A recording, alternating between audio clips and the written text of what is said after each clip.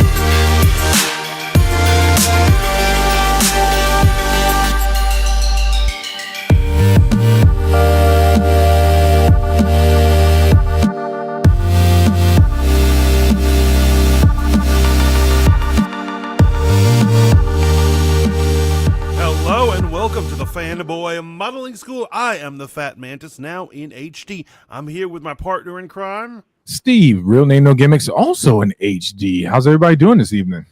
That was about it. How you feeling, my man? life is hacking up along and praying I wake up tomorrow. I see you're still battling off not the vid. It's not the vid. So what if it's been here for 3 weeks? So what if it's just had vials of blood and I had my own respirator? Homemade one. No, honestly, it's sick season for everyone, whether it's allergies or other illnesses. I don't believe I had the vid. I've been sick like a dog, though.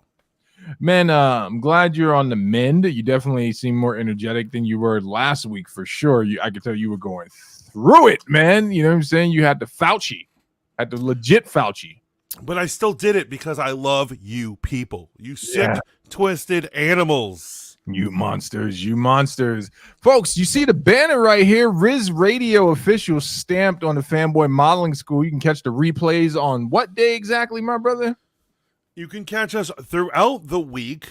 Our newest ones usually air on Monday, but we have reruns going on throughout the week at 6 p.m. to 10 p.m. on Riz Radio. You can catch us on Live 365 or wherever internet radio is found, or just cut out the middleman and go to rizradio.com.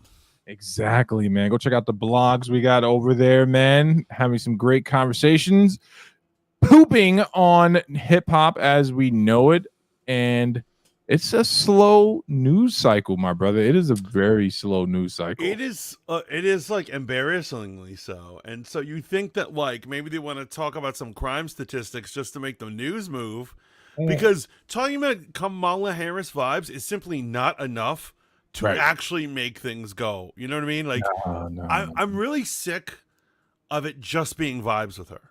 What do you mean vibes? Is she on a vibe train right now? Is she vibing out? What's going on? Are you not? You're not catching this? She's not talking about any policies. Oh, they simply are. They can't. Here's what it is. They're trying to make it last as long as possible. This glow that no one has to vote for Biden anymore. And they're like, look at Kamala Harris. Her and Tim Walz are happy as clams. They're good people. Look at them smile. Look at that nice dress she's wearing. Look at that pantsuit. You go, girl. You know, she was on a cooking show with Mindy Kaling. Was a single policy mentioned? No, because they know she's going to get hammered in it. And so they're playing the vibe train. Yo, did you watch the CNN interview, man?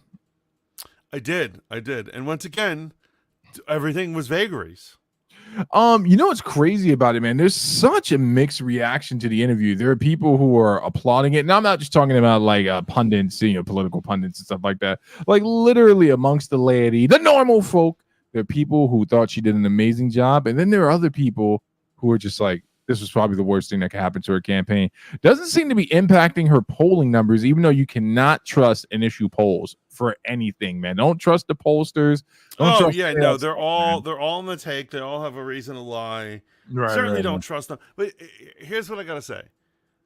I don't know. I just didn't. And here's what it is. I don't even hate her. I don't like despise her as I've hated certain candidates in the past. Right. I don't think it's a good look that she had to have Tim Walz right next to her. Like that was odd. That was odd. Yeah, doesn't it look like you know what it is? It looks like he's her pimp, And if she kept looking at him, like if she says the wrong thing, he's gonna bitch slap her after the interview. That is not the vibe I got, but that is a very, very good description. It's just crazy, man, because we're talking about a woman who was a prosecutor, man. Like, she was a prosecutor. She should be able to carry a conversation on her own. And those were pretty softball questions. I did think she did extremely well in one regard when they asked her about, Trump questioning her ethnicity. And she was just like, same old tired tricks. And, let's move on to the next question. That's the best response she's going to give, especially with the common narrative amongst left-leaning news outlets. When Tim Walz started the whole, they're weird. Aren't they weird? And that just kind of furthers that whole thing, man. But once again, vibes. Because bad vibe.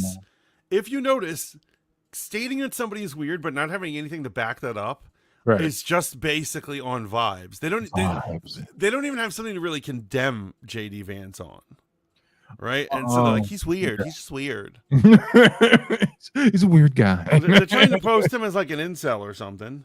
Well, I mean, he gives off red pill vibes sometimes, man. Even though I haven't heard him endorse, quote, or say anything in regards to the red pill, man, doesn't he just strike you as the type of guy that pays for a red pill convention? Like, you pick up lines and stuff like that. Well, I mean, he said things in the past which are very red pill. Right. Like super, super red pill. Yeah, no, okay. I'm not trying to help the Dems.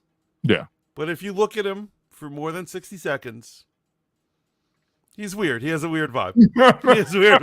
I'll give it to them. He's weird. He's weird. There's something weird about him. So you say he's a little date grapey. He's got a date. Doesn't respond well to the word no vibe. Is that what you're insinuating? Or no. He's not weird like that. I mean weird more like an incel. Oh, yeah. Like, you know what I'm saying? He's going to say something embarrassing. He's going to be really weird about everything. Yeah. You don't want to introduce him to your female friends. He'll be like, hey, Roy, who's that? I'm like, that's no one. JD, just go to the corner, brother. We're playing World of Warcraft tonight. You're like, shut up. And then I'll be like, I don't know this guy. So it is kind of weird. I'm giving it to them. He is a little weird, but not so weird that he shouldn't be, say, VP of this country. Listen, man, it's all about, you put me onto this. I gave too much credit to the voting population. I know. I thought people were really, really going to be talking issues, talking policies, but it is a vibe right now, man. And as of right now, Trump's vibe goes back and forth. He had some flip-floppery go on with his views on, abortion and stuff like that. And he was... Here's what it is. The vibes are bugging him out, and it made him make a very full step. And so flip-flopping is not what you want to be caught doing on either side of the political aisle. You know what I mean? No, not at all, man. But again, it's hard to contend with the vibes, man. Mercury's in retrograde. Of course it is. Uranus is spreading widely and spewing cosmic showers on people. Yeah, it's all the vibes. Cosmic showers are golden showers. Aren't they the same thing, really, when you break down the science on that? I got an honorable. The lovely pink princess up in here. What's up? Girls for fanboys, and of course we've got Shetland Iceboxer. What's going on, man? I got an honorable mention for you tonight, man, and possibly the last time we're going to be even mentioning this. Deadpool had a great showing for the 4-day weekend. Made another additional $15 to $30 million. Some people are estimating. Obviously, it didn't break any Labor Day records because it's not a Labor Day movie, but it cleaned house, man. And they're probably not going to pull this thing from the theaters for another month or so, bro. So I probably already pitched this theory, but this is what they tried to do with Endgame. Do you remember what they did to Endgame to get it over $2 billion? Oh yeah, they re-released it. Yeah, they re-released it and they said bonus footage, and the bonus footage is just like like not even a really done CGI Hulk preventing a building fire. Yeah. It was like the lamest scene ever, and the special effects weren't done. It was just like, this isn't bonus anything. There's so many rumors that Deadpool and Wolverine has so many deleted scenes. Gambit surviving, making it to the other dimension. There's a bunch of other things. His girlfriend, Deadpool's girlfriend, Marina Baccarin, Yeah. stuck in a pool of water. She's a prisoner in a pool of water for a while. She Oh. said, she was pissed. This is funny. In an interview, she said, in filming, there was a scene where I'm captured by villains and put in a tank of water, and they filmed me treading water for hours on hours. I thought I was going to get pneumonia, and it never made it into the movie. Well, that was That's- obviously payback for her cheating on her husband in real life. So what I'm saying is, they should re-release it at the end of its run with Right. just a few of those deleted scenes in there.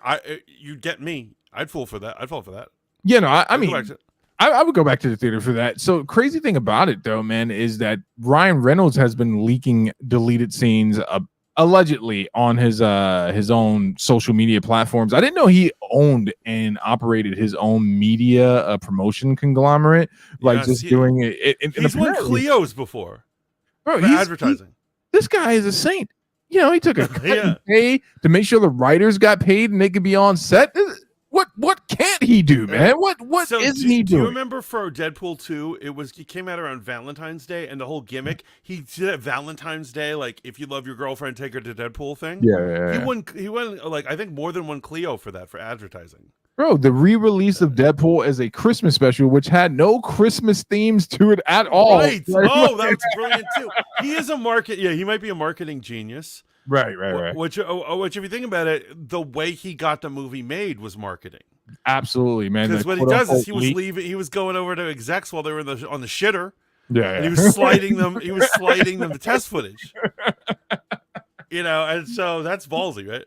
I mean, that's the way you got to hustle, man. That's what I do for Fanboy Modeling School. You don't know the bathrooms I've been kicked out of, bro. You Oh just my don't God. I've been crawling on every men's room. I'm not going to finish that thought. know. Yeah, thank you. Honorable mentions. Honorable mention, but yeah, so it cleaned up again, man. Made an additional $15 million to $30 million, I believe, worldwide or domestic. I love it. It's looking to be that it will potentially be unseated from the number one spot, rightfully so, by Beetlejuice. You know, the sequel to the long anticipated sequel to the original Beetlejuice, seeing Michael Keaton and Tim Burton return for the sequel. It looks like it's Everyone's gonna be a lot going of for family Jenna time. Ortega. We all know. Everyone's obsessed with that chick. Oh, is she in the movie? I didn't even know that, man.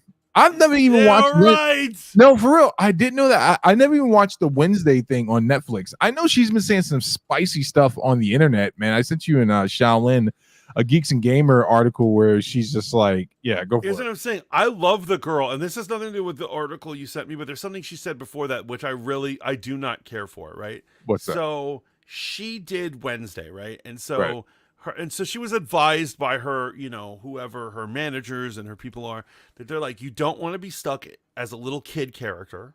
Right. You want to do something a little more adult. So she signs up for this movie, Miller's Girl. My friend, did you see Miller's Girl? No, I did not see it. Do you know about it? No, I don't know anything about it.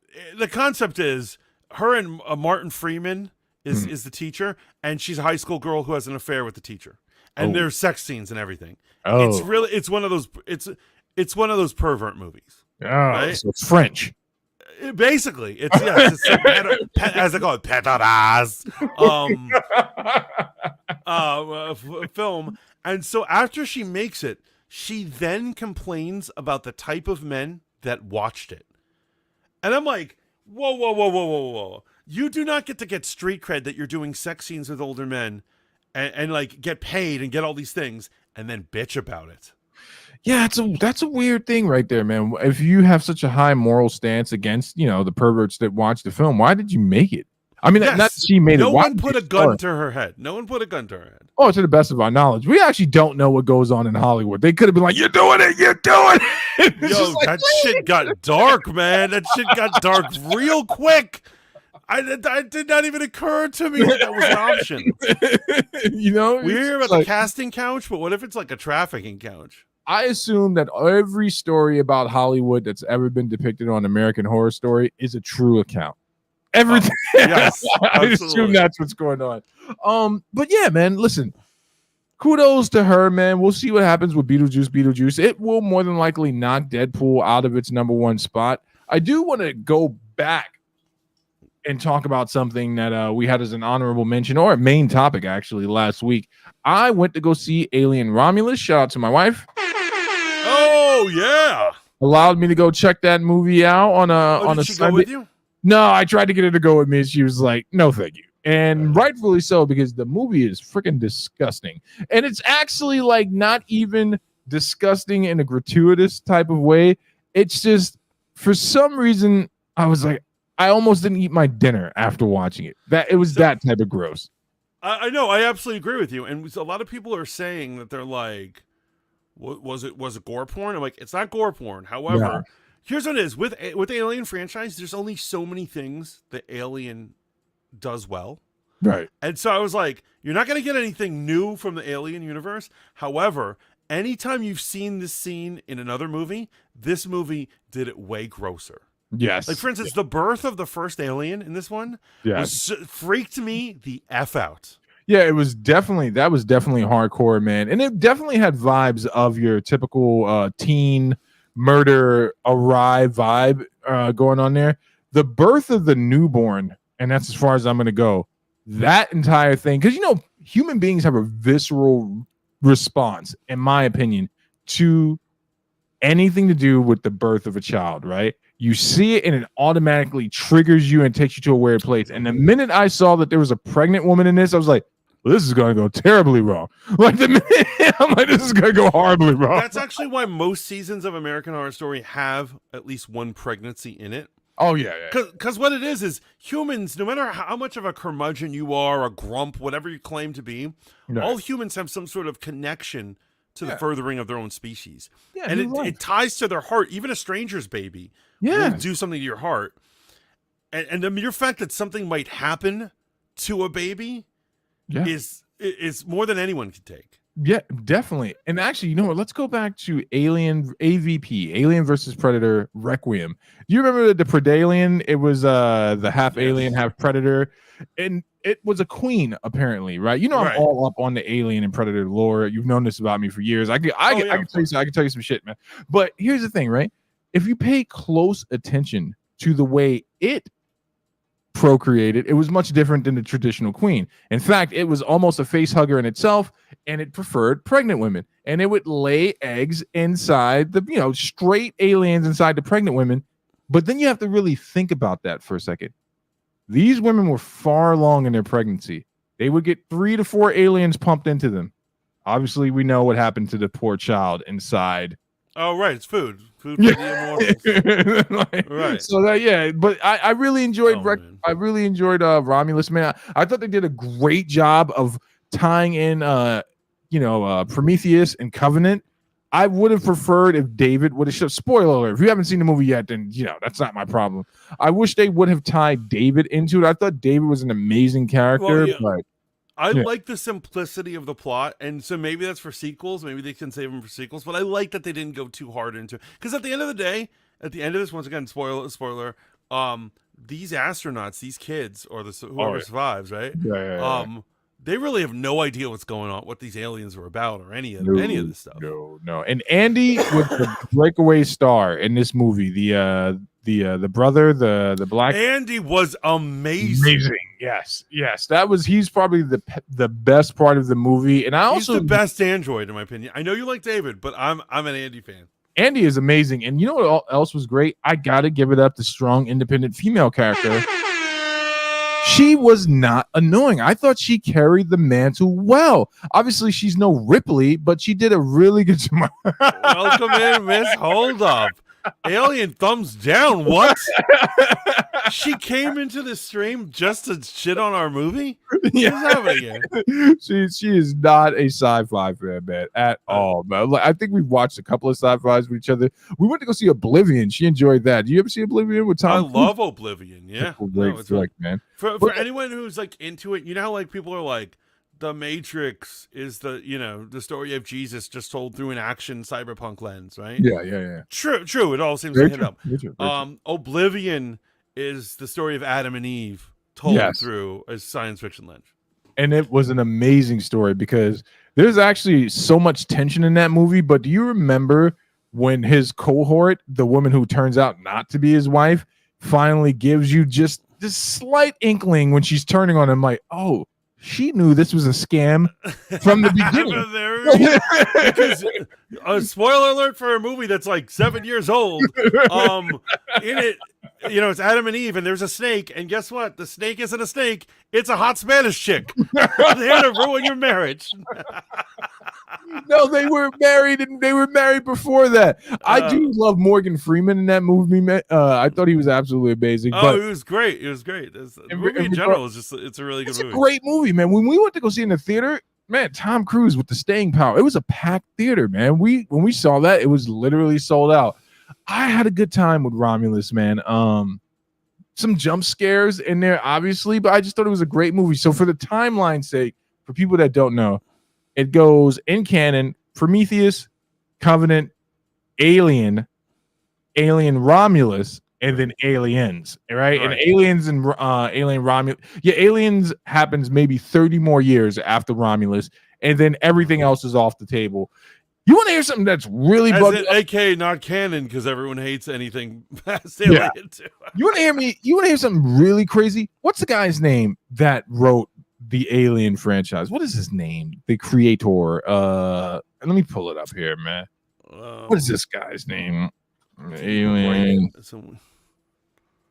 It was directed by Ridley Scott, right? Okay, bam. Thank you. Save me some time. Ridley Scott said the wildest thing on the internet that only one other person talked about, but I thought they really summed it up.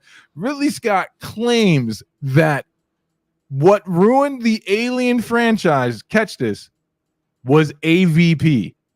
Completely forgetting Alien 3, Alien 4. Oh my God, Alien 4 was so bad. And I'm like, yeah, wait. You're blaming this on AVP and not Alien? Here's another thing. I want to do a hard pushback on anybody when they're saying that any versus movie ruins a franchise. And so here's what it is. They are part of the franchise, but only like tangentially, like only on the side. So like, for instance, Freddy versus Jason might not even be canon. No. If you don't like that movie, you don't have to let it live in your head canon. You can enjoy Jason without that movie, and you can enjoy Freddy without that movie. Even though I thought that movie had some of the best fight scenes and it was just comedic. I love it. It was hilarious, man. I love it, but you have to admit all the versus movies are just there for fun. Right. As a matter of fact, I got a friend, a coworker. I was like, "How was your weekend?" She's like, "Me and my husband rented what is it? Godzilla X Kong." And I was like, "Oh, did you like it?" She's like, "I loved it." But my husband thought it sucked. He just kept trashing it. I was thinking, like, who puts time to trash such a silly movie? I just want to see these fuckers fight. You know what it is? It's funny because you brought that up, man. So there is a strong contingent of Godzilla fans who do not like the Kongzilla movies because they feel like Godzilla, the literal king of the monsters, has been relegated to a secondary role because people identify with the chimp. With a monkey, right? A monkey similar to us. It's got thumbs, so therefore, and he's more heartwarming and stuff like that. But in actuality, I watched another bit of commentary. They're like, man, if you can't find Godzilla in the Monsterverse relatable, you're just not paying attention.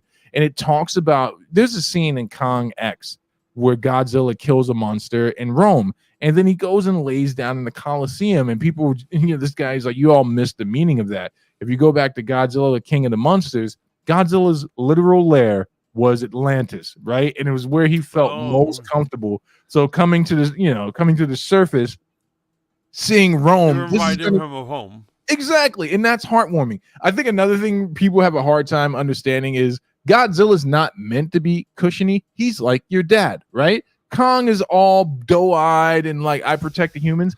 Godzilla Kong bullshit. He'll step on a human to save the entire human race. He's literally the equilibrium response to monsters getting out of line. And bro, my favorite scene in this movie, and I told you, Kong X, was when Godzilla finally realized Kong was back on normal Earth, and this fool the way he jumped into the water, it reminded me as my response as a father when I've said 3 or more times, don't do that. Don't touch that. And Godzilla jumps off the perch. He's like, didn't I warn this fucking simian about what will happen the next time?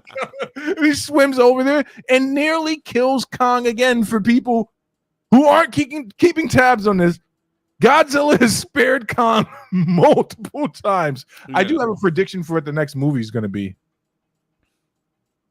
Is it going to be Son of Godzilla or something? I believe they're going to. I think Godzilla. He's called Legendary Godzilla. This one in this universe. So there's Shin Godzilla. There's Godzilla -1, and then there's Legendary Godzilla. I think this Godzilla is going to bite it. I think that they're going to introduce one of our favorite characters. If you watch the old Japanese Godzilla movies, do you remember my man that was kind of like a lion dragon that had his hands up perched like this, and he teamed up with Godzilla once? He looks like a Chinese dancing dragon. Yeah. Yeah, I think he's going to be in the next movie, and I think that Kong is probably going to find and have to protect the Godzilla egg. Now, when this comes true, make sure you remember that I said it first, because that's we gotta cut the sound bite so we have access to exactly. But shout out to Alien Romulus, man. I hope Alien Romulus. I loved it. I'm glad you loved it. Highly recommend anyone out there. Please check this out. Yeah, man. Good stuff. It's an amazing movie. It's doing great. You know, now, it could have been doing greater.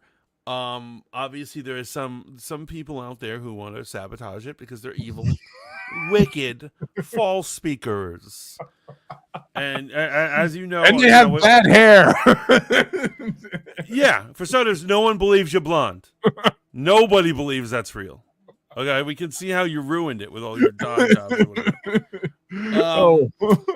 A lot, not much going on, but as long as we're doing reviews right now, can we talk about a review that I just loved, and I love that it came out for Labor Day. Yeah, sure. I would like to discuss the second season of The Rings of Power.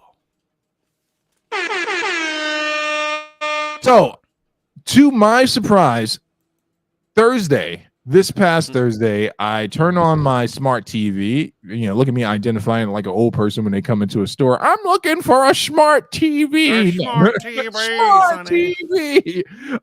And I look at Amazon Prime, and it's like, there it is, the season 2 premiere of Rings of Power. So I click on it, and I watch the first episode, which, don't let me ramble, but I want to camp on this for a second because I want your opinion on record. I noticed that the episode is an hour and 20 minutes, and I was filled with so much joy. Coming off the heels of Disney shows on Disney Plus, where they're like 30 minutes, we're going to stretch it out over 8 episodes, and there's going to be 4 filler episodes. Seeing an hour and 20-minute show, I clicked it, and I got to give you my honest opinion, man.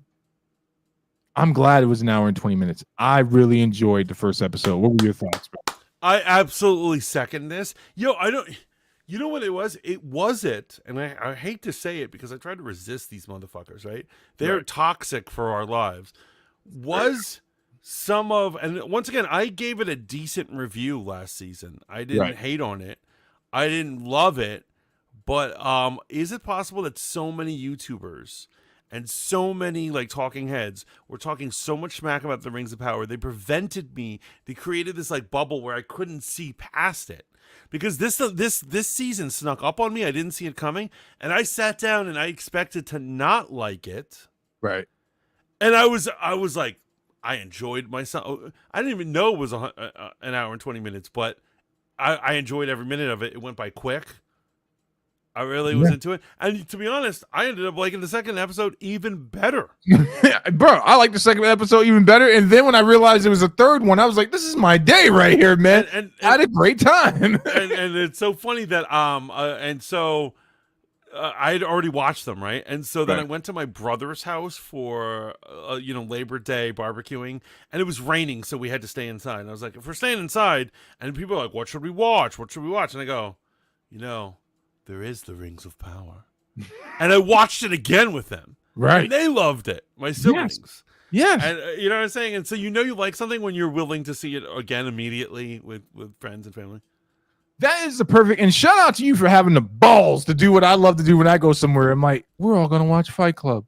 And we're going to look for the subtleties. Well, you got to be slick about it. You can't be like, if you're too anxious, people want to shut you down. Yeah, they definitely do, man. Like he wants this too badly. Let's take it from him.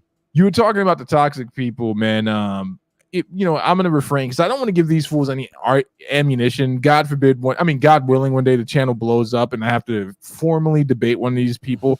So I looked at Critical Drinkers, review of it, and he calls it a bastardization of Tolkien's great work.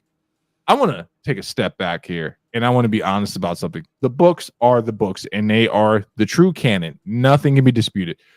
Let's talk about Tolkien and his books, right? So he wrote what we know as, The Journey with the Hobbits, and then he wrote The Lord of the Rings.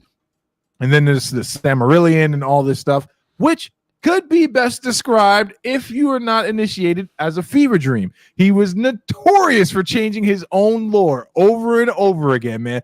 George Lucas has nothing on Tolkien, man. Tolkien would just be like, did I say the orcs couldn't reproduce?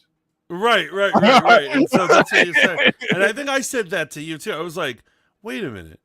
Aren't orcs corrupted elves? And you're like, well, yes and no, depending on who you ask, when you ask it, and the phase of the moon. And so if it's that loose, then I'm fine. I'm like fine with it, But also, I'm enjoying it as someone who doesn't really. Here's what it is. I only know basic canon. Yeah, I don't know. I don't really know the nitty and the gritty. Like, for instance, I knew Gandalf wasn't supposed to be in this timeline, so I was a little annoyed with that. Yeah. But other than that, and also I knew that I knew Sauron was supposed to be a pretty boy. I know he's like a metaphor for Satan, so he's like a pretty boy and and all that stuff. But other than those two things, I didn't really know much, so I couldn't indict them, the writers, on things. However, I had fun, so what does it matter? What does it matter that I indict somebody on the canon of the thing? You actually have the right attitude about it, right? If you want to talk about canon, then let's talk about the books, not the movies, right? But if we're going to talk about pacing, right, it is remarkable to me, and this is my opinion, that people have such an issue with the pacing of this show, because if I put on The Lord of the Rings, The Fellowship of the Rings, I can show you that it follows the same narrative pacing as that movie, as what Peter Jackson did, right? It is literally almost... and that's where D&D gets its pacing, because, D&D was inspired after they read these books. Absolutely. Right? Yeah. And so... and that's the pacing of a D&D adventure. You walk into the woods, and do you remember Dexter's Lab? Yeah, the cartoon. Yeah. There's a great one called Monsters and Mages, an episode where he plays D&D, Monsters and Mazes, with his friends, and the imitation of it is he's the GM, and he goes, and you're walking, and you're walking, and you're walking, and you're walking, and then he rolls the dice, and he's like, and you're walking, and you're walking, and you're walking, and then he rolls the die again, and he's like, 3 goblins come out. Like, you know what I mean? So that is the pace of Lord of the Rings. Right. D&D purposely kind of constructed itself to be like that, where you're just kind of walking. Right. The crazy thing about it is, man, so last season, one of the indictments of it from all some commentators on here on YouTube was that it was woke and they were introducing narratives, and I can see you can definitely make those strong arguments. This season, we get episode 1, spoiler alert, inbound. It's my least favorite type of storytelling, but I thought they executed it well, which they started off with a flashback. Everyone wanted to know what we felt like we didn't understand how Sauron came back in their canon, in their story. Seeing that he was betrayed by the dark elf, right, Adar, and then seeing that those freaking orcs stabbed him. Bro, that was like some Game of Thrones shit. Everybody stabbed him. Yeah, that was the craziest shanking ever. There's been no prison shanking that ever has even come close to what that poor fool suffered. It was fun to watch. Yeah, it was crazy. Every one of them is gonna get a chance to stab him. There was like 500 dudes up in there. And if you go back and rewatch it, towards the end of the stabbing, there was literally one orc that was like, let me get one more. And then he stabbed him again. I love that Sauron was bodying a few of them, but this is happening directly after the defeat of Morgoth, the original Dark Lord, which I actually wouldn't have been mad if this show centered around that age period, was that the first initial conflict. But I love seeing how he survived, right? His spirit, his essence explodes, turns the land cold. Yeah, some freaky thing, and he has to slowly, he's like Lestat in the Bayou or whatever. Yeah, When he dumps his body, he's like eating off of small creatures just to gain enough strength to walk or whatever. Right. Over time, it was good. And then he finds his final evil form by eating a white woman, which I thought there was some symbolism in there. Message. So, no, it was a good time, and actually, I kind of like that it's the origin of him. And you know what I actually like about this? I think maybe I was offended last season that, like, spoiler alert for a show that's 2 years old, morons. But like, they just I felt like they kind of forced it that the Forge was Sauron, and there were no clues leading to. And I was like, he happens to be the Forge she met on the boat. What? Right. And now I'm glad they not only showed us that, Yes. but I do like that now that we're seeing from his perspective, he's not just some idiot wandering around. No. He actually has a plan, and he's playing everyone for fools. I love that. And that's, before he becomes the ever menacing heckling eye. That used to be one of my favorite standing jokes that we had at the Haven, was making fun of the floating eye. It's like, hey, see you down there doing stuff, moving around, touching things. It gives something to the element of who he is as a character. Now, I played the Shadow of Mordor game and the Shadow of War game, which is not canon, but it touches on stuff like this and the Silmarillions and all that stuff. And the one thing I love in that game is that Sauron is like a tangible villain, and you can see what makes him so ominous. It also touches on my man that's the Forge, the elf, and why is his name slipping me right now? Celebrimbor. Oh, yeah, Celebrimbor. And I love that we see his corruption, his fall, and I love these type of stories where it's just like, you had a chance to do something that's right, and it's like, no one will rob me of my glory. And do you see like how evil Sauron is? Sauron is literally pretending to be Jesus. Let's be real. When he comes out and he has the golden hair and he has all the heavens behind him, I was like, you think you're Jesus? You think you're Jesus? Bro, and he is quite literally the adaptation of Satan, because he's a fallen. Morgoth is like was the Satan, and then Sauron would be another version of Satan. But back to the story, man. I'm having a good time. I love that flashback episode. I love that, the dwarves are in such a dire state. None of this shit is canon, by the way. You know what I'm saying? None of that stuff in the book.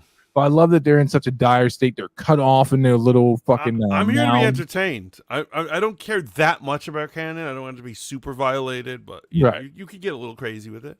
Yeah, and I'm not mad at anyone that's a canon knight. It's just like, I don't think the same complaints can be here for this season versus last season. I actually think they fixed a lot of problems.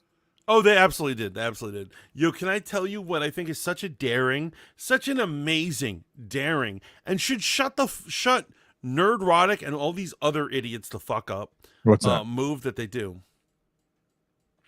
So, intangibly in the first season, it's implied that Galadriel's lust led her to not see evil when it was right in front of her face, and then she screwed everyone over. But in these 3 episodes, they are hammering that point in. They're like, hey, Golden Girl, you screwed the fuck up because you want a boyfriend and you're horny. And I was like, they're just straight up saying it. Okay. No, go ahead. No other show would ever have a plot like they would never have Rey Skywalker do that. They would never have whatever female characters they have in the Avengers. I don't think they have many. They would never have She-Hulk be in a plot like this, right? No. It's actually daring that they do this. Yeah. I love that you pointed that out, man, because they right-size the character. And this is also something that's crazy. Dare I say this? They could have done this with Homegirl from The Acolyte in season 2, man, because this literal season is like, your consequences, as you stated, led us here. And I love that the King Elf says to her, once you've been fooled by evil once, he'll be able to fool you even worse the second time. So true, like he will literally bend reality, man. And then here's the next problem. even here's the next thing I'm enjoying, man. Even though Gandalf is not supposed to be there, I think they're doing a really good job of shoehorning him in there, man. I'm like, this is actually pretty cool, You man. know what I find interesting? Even though he has, he has shown a connection with moths, and moths is a symbol of Gandalf. They have not said his name yet. No. I wonder if there's still more surprises upon us. Yeah, they probably won't. If they won't say his name into the conclusion of the series, I almost guarantee that, if not the next season. But I do enjoy the fact that like he's learning his powers. You know, they're traveling in the southern territories of the Lord of the Rings universe, which is an amazing area. And then we got to talk about my favorite corrupt empire. Listen to me. When I tell you that the Numenorians are going to get what's coming to them, if you at all bothered by how they turned on the queen, trust me when I say Numenor is a cautionary tale, just like Sodom and Gomorrah. That's all I'm gonna biblical say. proportion. Yeah, yo, they get so in the books, they get so big for their britches, like it's wild, absolutely wild, man. And they get what's coming to them in the end, man. And it's epic. I can't wait, man. I can't wait. And, I will say this, and spoiler alert, guys. I was a little disappointed in the tale that the son lived. Oh, right. I thought that it was kind of cool that the son died, and we assumed he died in battle. Turns out the spider got him. Well, here's the thing. You know who that is, right? That's Isildur. That's the guy who really screws the pooch. Oh, that's Isildur. Yeah, that's that Isildur. they're always talking about. Isildur. Like he's the real king of the humans. The real king of the humans that everyone's going he really screws the pooch. And Okay. that's why, yeah. I didn't realize that. I just was like, the son is dead. That's interesting. And then I thought they kind of backtrapped on it. But I guess now that I know who he is, they never meant to kill him in the first place. No, and it's actually giving you backstory to Isildur, and like, you know, it's giving us backstory to his father, who becomes the king. It's going to be interesting to see how he becomes the king. But yeah, it gives you some rhyme or reason in the game. Friggin' in Shadow of War, you find out in their universe that Isildur becomes one of the 9 ring wraiths. And like, oh yes, please. Yeah, and it's actually pretty interesting. A lot of people hated that about the game, but I actually, when they would give, because you don't really know the backstories for the ring wraiths, right? But you especially don't know the backstory for anonymous the kings who fell because of their pride. And I love that they're shaping that up. Man. Like one of the trailers for one episode is like, "You will give me the 9," and I'm like, yes, give him the 9, man. And you know what's fun? You know what's funny about Celebrimbor, and like I want to get a little Christian on this, because we all know that Tolkien was a Christian, and all this is based off of Christianity and stuff like that. Yeah, I think that this is a valuable lesson to those who think they're doing something holy or being led by someone holy. Because remember, here's what it is: if you have questions as your moral compass, you consult the Bible. But let's say you can't consult the Bible. Let's say you're in the middle of the thick of it, and you're like, this person seems holy. If that person leads you to do sin, God did not send them. No. And that is exactly what's happening here. No. Celebrimbor should know that Valar would not send somebody to make 9 rings for humans. There's no way he would ever do that. Also, if it ever feeds your ego, there's a good chance it's not of God. Right. And I love that he's playing it up. He's like, only you can create these. I bet you there's like 20 other elves who could do this one. Bro, I'm glad you're enjoying it, because I know you're not like that deep into it, man. But in that I feel like sometimes is the best way to watch this stuff. I think that's why I enjoyed Invincible so much, man, because I didn't read the books prior to that, man. Right. So I just got on and enjoyed the ride. Pause. And I'm enjoying the ride. Someone that really enjoys the Tolkien works, I'm enjoying this too, man. I want to hate it. I want to criticize it. But I told you after the Acolyte, if it's bad, I'm going to say it's bad. If it's good and I'm having a good time. Remember, I gave certain episodes of the Acolyte great reviews. Other times I was like, this was not the truth.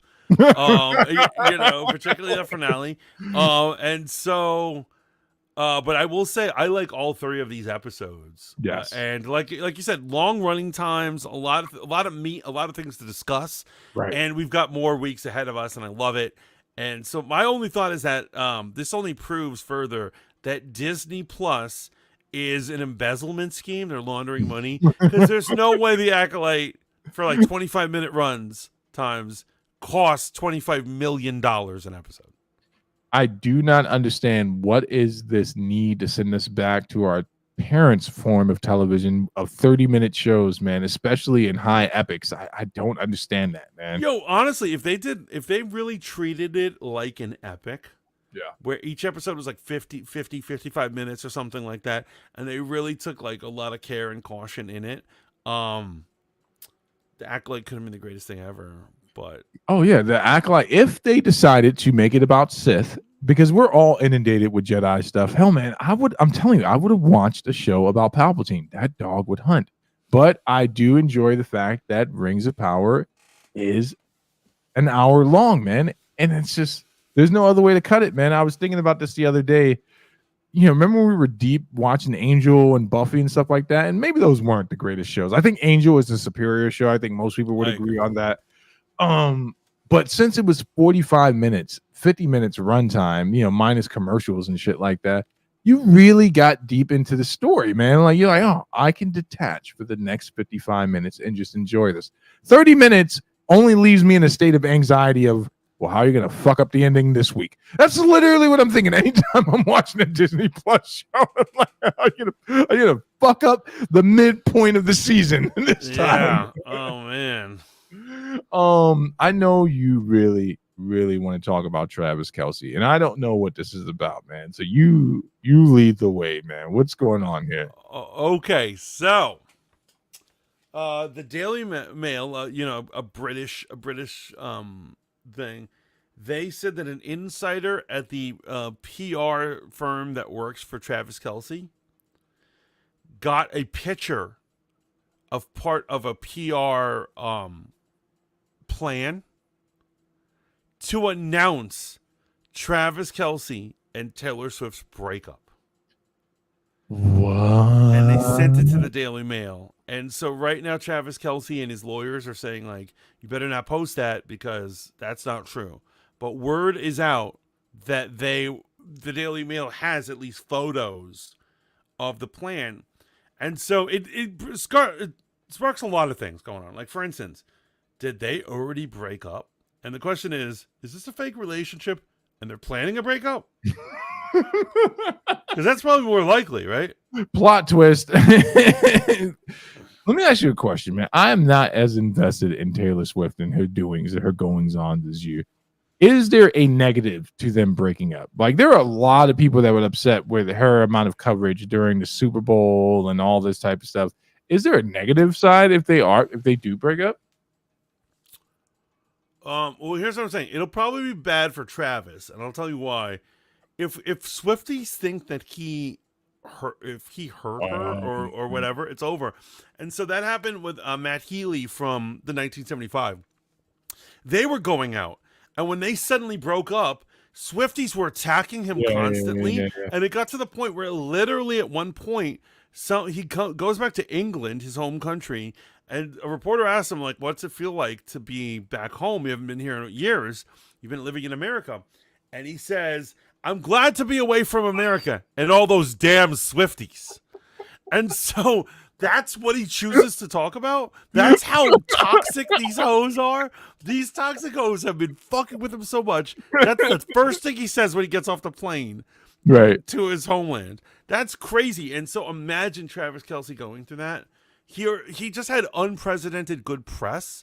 Right. Now, one thing that almost leads to the fact that this is like PR shit. Well, one, let's face it.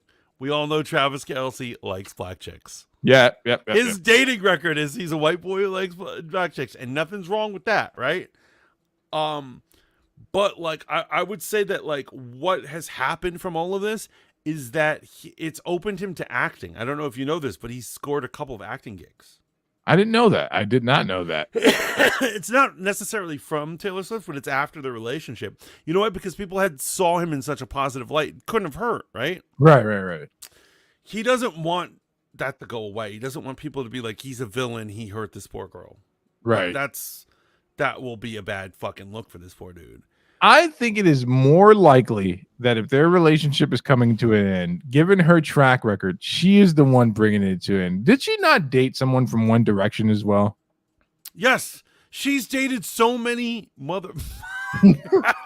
I'm sorry. So what is she's notorious for dating other celebrities for like 6 months and then bouncing and then writing mean songs about them afterwards. And so, I was speaking to someone. I was speaking to a friend of the show about this, and the friend of the show said, "I don't know, man. This must be Travis Kelce's fault because we all know Taylor Swift wants to get married and have kids." She dates for only 6 months at a time. That's not someone who wants to get married and have kids. That's the opposite. That sounds like a hoe who wants to taste every ice cream in the 31 flavors. She wants to take her nasty ass spoon, dip it into each flavor, and take a lick. She's definitely the new Jennifer Lopez. Here's why I think Travis Kelce won't suffer the fate of her previous boyfriends. She may have tampered with something that she fully doesn't understand herself. I don't know if you know this, man, but once upon a time, she was considered a country singer, right? Right. And she still gets love from that part of the music industry in some way, shape, or form. I don't understand how. Her morals aren't aligned with them. Her political views aren't aligned with those folks. Right. But Travis Kelce himself, he is from Westlake, Ohio. He is a all-American guy in spite of his predilection or, his preference of black women. I don't think that's a bad thing, right? He's got the beard to support it. He's got the glow up from dating black women. But I think if she tries to turn him into the villain, she will finally have met her match because he is an all-American hero. Right, he is. For playing foosball. And I don't think the Swifties are going to be able to crawl from under their Cheeto dust to insult him enough because now they're going to have to go up against something they've never dealt with. The original toxic fan base. NFL fans. NFL fans! Yo, these people, I'm telling you, man, the NFL fans are the most hardcore, quote-unquote, toxic fans. And you thought those CGI bot pictures of her doing corn in the stands were bad. We're going to see a plethora of that, man. They're going to be making Swifties cry. Can you imagine a Swiftie trying to talk to some Heart of America NFL fan and telling them why they're toxic? And they're just going to be like, shut up and go get your gender reassignment surgery. Yeah, no, I feel you. I absolutely feel you. To be honest, this might be the start of the American Civil War. This could be it right here, man. Everyone thinks it's going to be Kamala Harris and Trump, but it's really going to be Travis Kelce and Taylor Swift to spark this off. You pronounced her name right. I was going to do the CNN bit. Say her name right, but you got it. I no, you didn't say it. I can't repeat it. I can't repeat it. Say it the correct way. Kamala, you racist. Say it. Kamala. Kamala. That is one of my favorite bits at like CNN where it's a bunch of fucking idiots, like overeducated libtards, and they're like, it's of course the dude's having a heart attack. He's like, you disgrace blacks everywhere, and she didn't even know she mispronounced something. She's like, what's happening?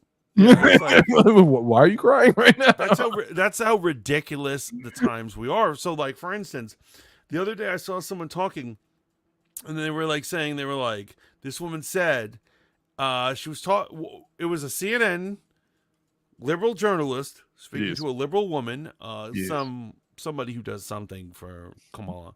Right. And she says, well, it is true in the labor, reporter says, it's true in the statistics is that jobs are down and they were higher during the Trump administration. And the woman goes, well, I can't believe that because I don't believe anything Trump ever says. She goes, I actually got this from the Bureau of Labor Statistics. And she's like, well, I don't know anything about that, so I'm not going to talk about that. And so we're at the point where a supposed educated person who works for the system will not even listen to facts from the system because they're so political. They have to shut out anything that is opposite to their thought That's process. what I'm saying, man. And now I want you to juxtapose that against. I don't know any Swifties, right? I don't know them. I know that once upon a time I was watching the Wendy Williams show with my wife, and New York had announced that Taylor Swift was the new ambassador from New York. And I'm like, how does something like this happen? She's not even from here. And she actually did an ad reel explaining New York terminology. She's like, bodega, a corner store. And I'm like, yeah, this is a real thing. Taylor Swift is trying to tell me what a bodega is? Well, she was telling other tourists what Right, it was. Right? but still, that's fucking insane. So juxtapose what You you're think saying. she's ever been in one? Do you? No, absolutely There's not. no way she's ever been There's in one. no way. I think that Taylor Swift assumes every Latino is Mexican. She strikes me as the type of person that would say something wild like that. She would just be like, my Mexican friend, and they're like, I'm Peruvian. What are you talking about? But you juxtapose what you were just saying against what Travis Kelce will not have to deal with, right? If they do break up, the NFL got what they wanted. He got what he wanted. She got what she wanted, right? She got a reconnection to Middle America. He got some pop star glaze on him, right? And NFL got to bring a new demographic in for the Super Bowl, for one of their highest rated Super Bowls, right? And it just works out in his favor. But you're not going to convince me that he's going to be driven off the reservation by a bunch of Swifties, right? In fact, I was trying to see if I could find a meme of what your general Swiftie would look like, and I couldn't find anything that fit my prejudice. So I'm just going to tell you what I assume they look like. I'm picturing glasses, short blue hair, right? Interchangeable between whatever they identify as. I'm seeing tie-dye. I'm seeing crystals, right? I'm seeing. I also think they may have listened to Ani DeFranco back in the day. I'm seeing women that resemble Sheryl Crow and men that look like John Mayer. Who you're saying like that? This is what I assume. John Mayer is one of her exes, so that makes sense. So she turned him racist, right? John, I didn't know anything about him being racist before he was with Taylor Swift. As soon as he gets with her, Well, she says things about motherfuckers when she leaves them. She talks smack about them, and she accuses them of things, which no one else has noticed before. You know what I mean? Like, yeah. She's your I think typical ex. she's spinning tales in the most sinister way. You know.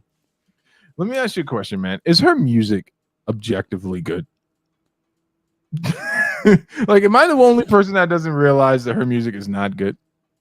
So, I think it was about 2015. Mm-hmm. She cut an album called 1989, Right. named after the year of her birth. I she's think old. she's 34, about to be 35. She's no spring chicken. If she wants to have kids, she better stop dumping motherfuckers because she needs to, you know. Well, she's got that in vitro money now. She can just she can put an alien around. Well, Trump will pay for it now. Apparently. 1989, in my opinion, is one of the greatest pop albums ever written. Really? Amazing. However, I will say this: she's never been as good. She's never been as good.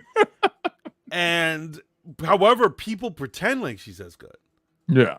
It's weird. It's weird.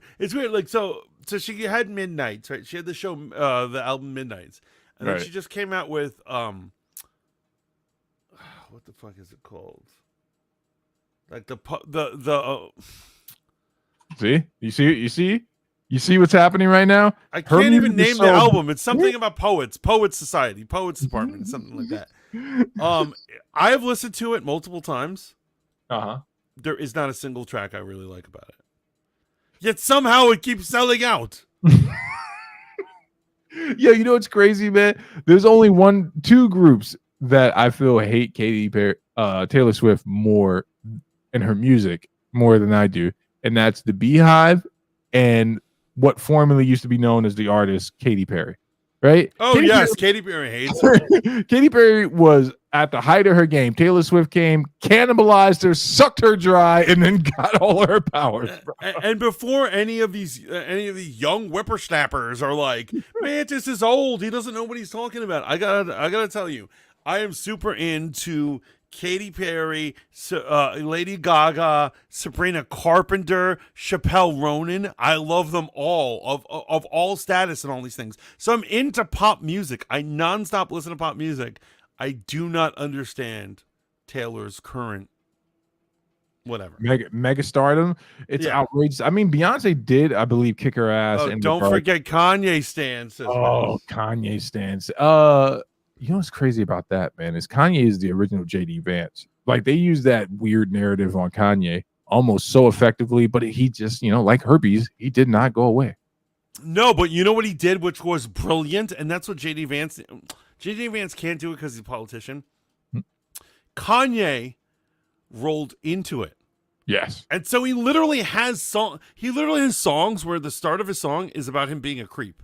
Yeah. Right? Like, the song with the ballerinas, and he's just like, and he's just like, and he's talking about how, like, he sent a girl a dick pic and she got angry at him. He's like, what the fuck is wrong with females? Like, so he's embracing his weirdness, and therefore we love him for it, right? If only JD Vance could be like, I send dick pics to my wife all the time. we might embrace him. Well, I mean, he did lead into it with the cat lady shit. That was like some Omega level mic drop shit. He's like, are you ready to hear Mantis be like a sensitive little bitch? I'm about to be beta right now. I was a little offended. I know you talked about it on the episode, man. At length. Yeah. So, like, I'm saying, like, so what? Us, because I don't have kids, I'm a useless piece of shit. Well, no, that's not what he was saying. He's just saying that the people in power that don't have kids shouldn't shape culture centering around.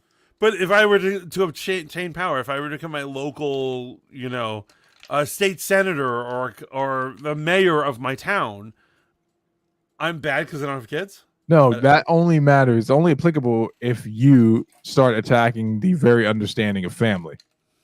I can't believe you're making me defend him on this. Am I gonna have to call you weird? I am weird. I'm weird because I'm the last objective person on earth, man. It's why I don't go to Starbucks anymore. Often I would get pulled into political debates with complete strangers at Starbucks, and I'm like, you ruined my pumpkin spice, you idiot.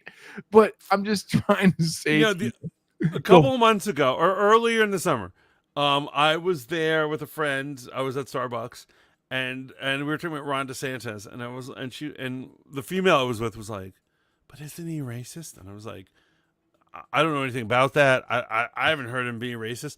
And then some random beta white male is like, he turns and he looks at me. He's like, he's totally racist, man. And I go, can you cite what racist things he's done? He's like, it's all over the place. It's general knowledge.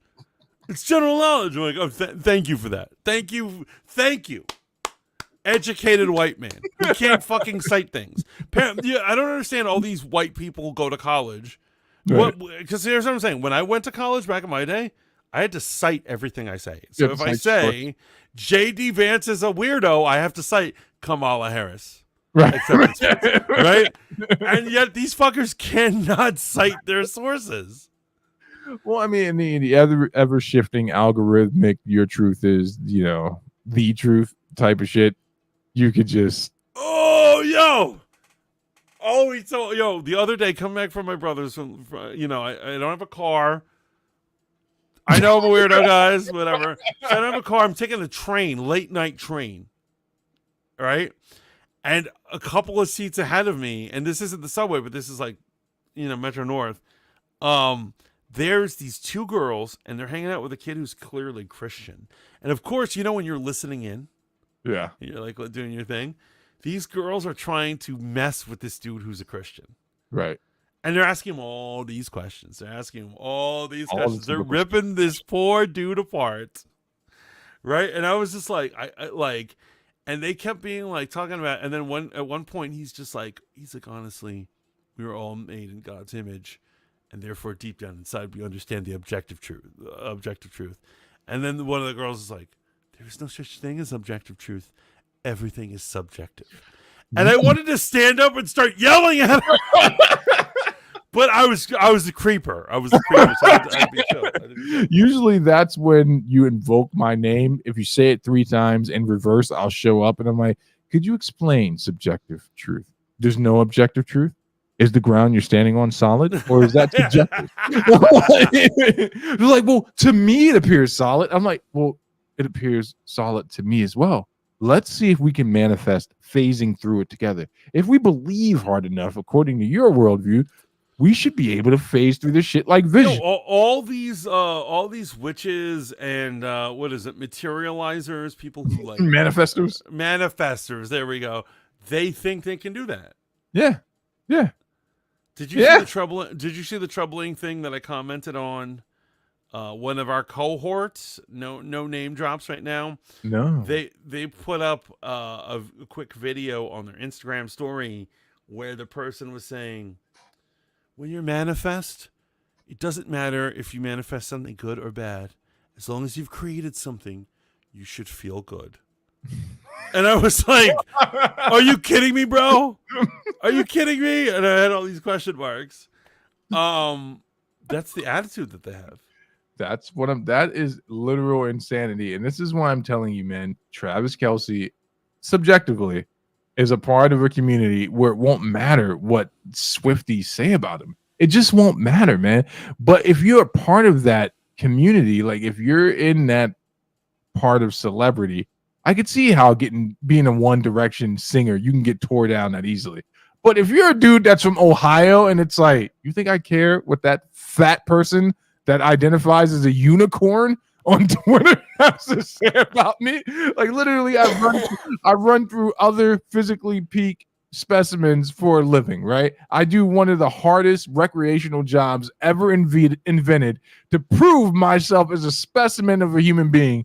If he allows himself to be destroyed by people who type their feelings on a social media platform, then he deserves to be destroyed. But since we're talking about Hallmark figures and toxic communities, did you hear Nicki Minaj stepped in it again? What? Well, she didn't step in it. Her husband, who's the gift that keeps on giving. You know what the problem is? She connects herself with all these loose ass motherfuckers who will get her in trouble. If she didn't associate with all the people she did, she would skate through life untouched. So her husband, who obviously Meg the Stallion took a shot at. Shout out to my guy Meg. Took a shot at and said, bitches ain't mad at Megan, they're mad at Megan's law because the crime that he has been convicted of. Do you know this about Nicki Minaj's husband? Well, Nicki Minaj and himself, they were on her IG live celebrating something to do with their love or something like that. And they were giving your usual spoon-fed niceties. Don't ever let anyone blah blah blah your happiness. And he's like, yeah, and don't ever, with the hard F, let any beeps, that derogatory term that starts with an F, make you feel bad about anything. And so people from the LGBTQ community are upset with Nicki Minaj. And she has a lot of fans who are LGBT. They're upset with her because they're like, why wouldn't you correct your husband in using a term like that? So when I was talking about this on Mic Check, I'm like, this is the rub, right?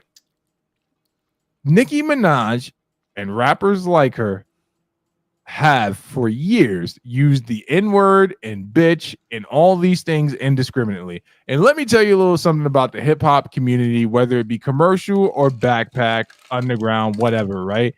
That F-bomb word has been used interchangeably to describe someone who's weaker than you, someone with a stupid opinion, and it's a part of that culture.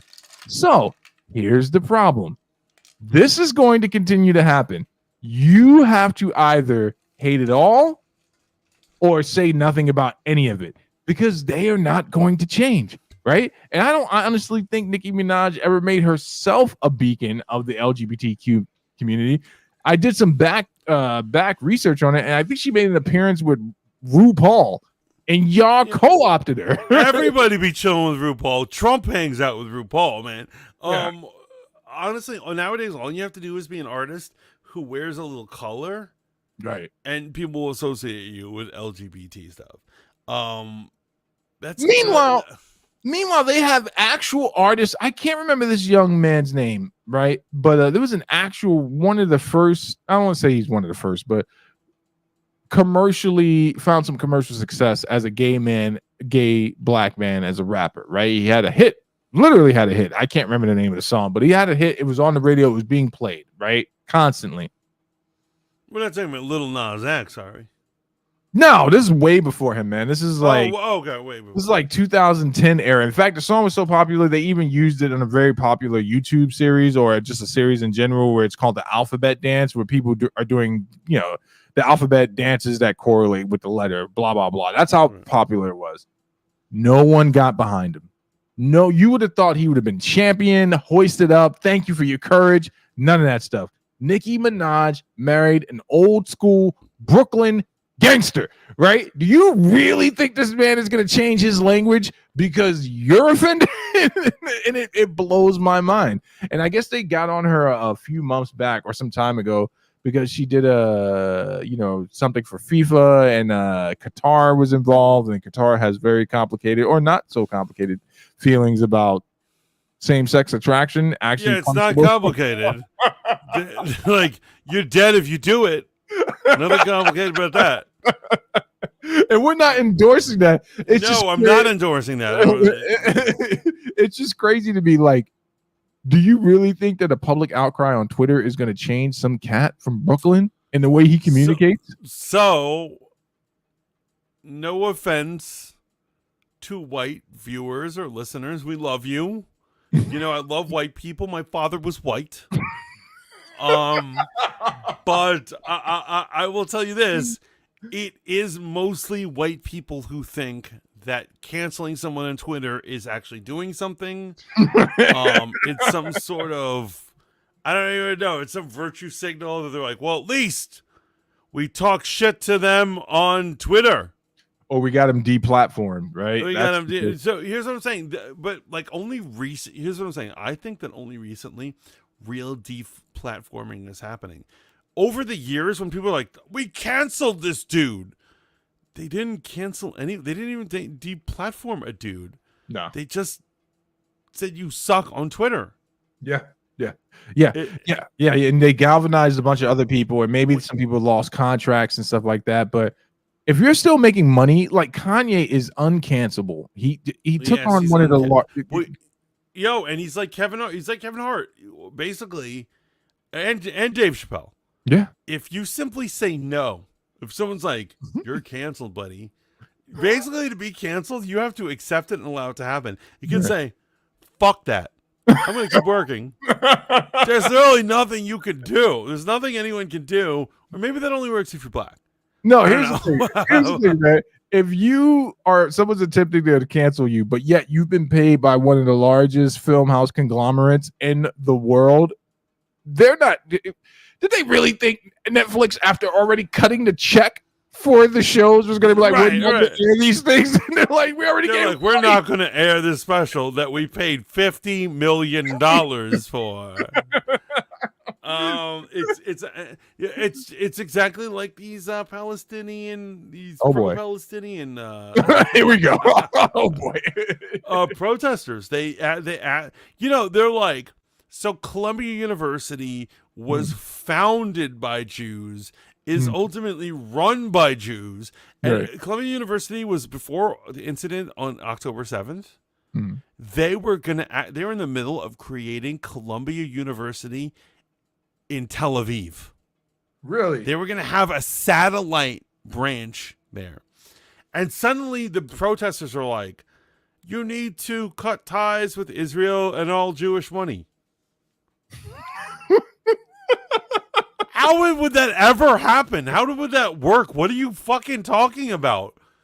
Take your pills and shut up. What are you talking about, bro? Well, here's the crazy thing, man. I mean, obviously we got to tread lightly on this topic. I hate that we have to, but we just have to. It's like people asking you to cut ties with the African American community. It's not going to happen. And let me tell you why. Let me tell you why it's not going to happen, right? Here's why I could never sell out and become just a tried and true conservative commentator. At the end of the day, I gotta tell you the truth, right, man? And it's like I'm not gonna Sambo Uncle Tom for anyone. Mantis, I'm telling you, I would screw the money up for us bad. Like we'd be in front of the literal man. He's just like, "Welcome in, Roy and Steve." You know, because he's white, he calls us by our real names, and he's like, Right. "Let me just Our government. tell you how this is gonna go. On Mondays, you eat mayonnaise. Monday night, you do your show. Tuesday, you insult black women, starting with your mother." And like literally, you can envision my face. Like I'm gonna say some crazy shit. I'm gonna screw up the whole check. I'm like, on Wednesdays, do we talk about the looseness of white women and how they're not preyed upon, but prey upon young minority boys in the village to find ways to get away from their evil, tyrannical parents? And there goes our check for the fanboy, because that's true, right? Colombia is not going to cut ties with Israeli money, Right. especially not over public outcries. Nicki Minaj's husband, lowbrow as he is not going to stop saying F-bombs, because what are you going to do? How are you going to make him stop? Are you going to show up and protest? Just picture this. I got to say it. This motherfucker is a literal gangster. Are you telling me y'all are going to get the balls or get assigned balls and show up to where they live in Brooklyn and be like, you need to change the way you think? and so you know, it's almost like Bane. It's like Bane from The Dark Knight. The Dark Knight Returns. And Yeah. so or or Rises or Yeah. whatever. It's an R word. So but not the bad R word. Not the bad R word. what's that R word? Drake. Oh, right. So anyway, like, do you remember how like he's just like Best scene in the movie. you know, the white dude's just like, I pay you all this, blah blah blah blah. I'm in charge, and then he just takes his backhand, and he puts it on his shoulder, and he rests it, and he goes, "Do you feel in charge?"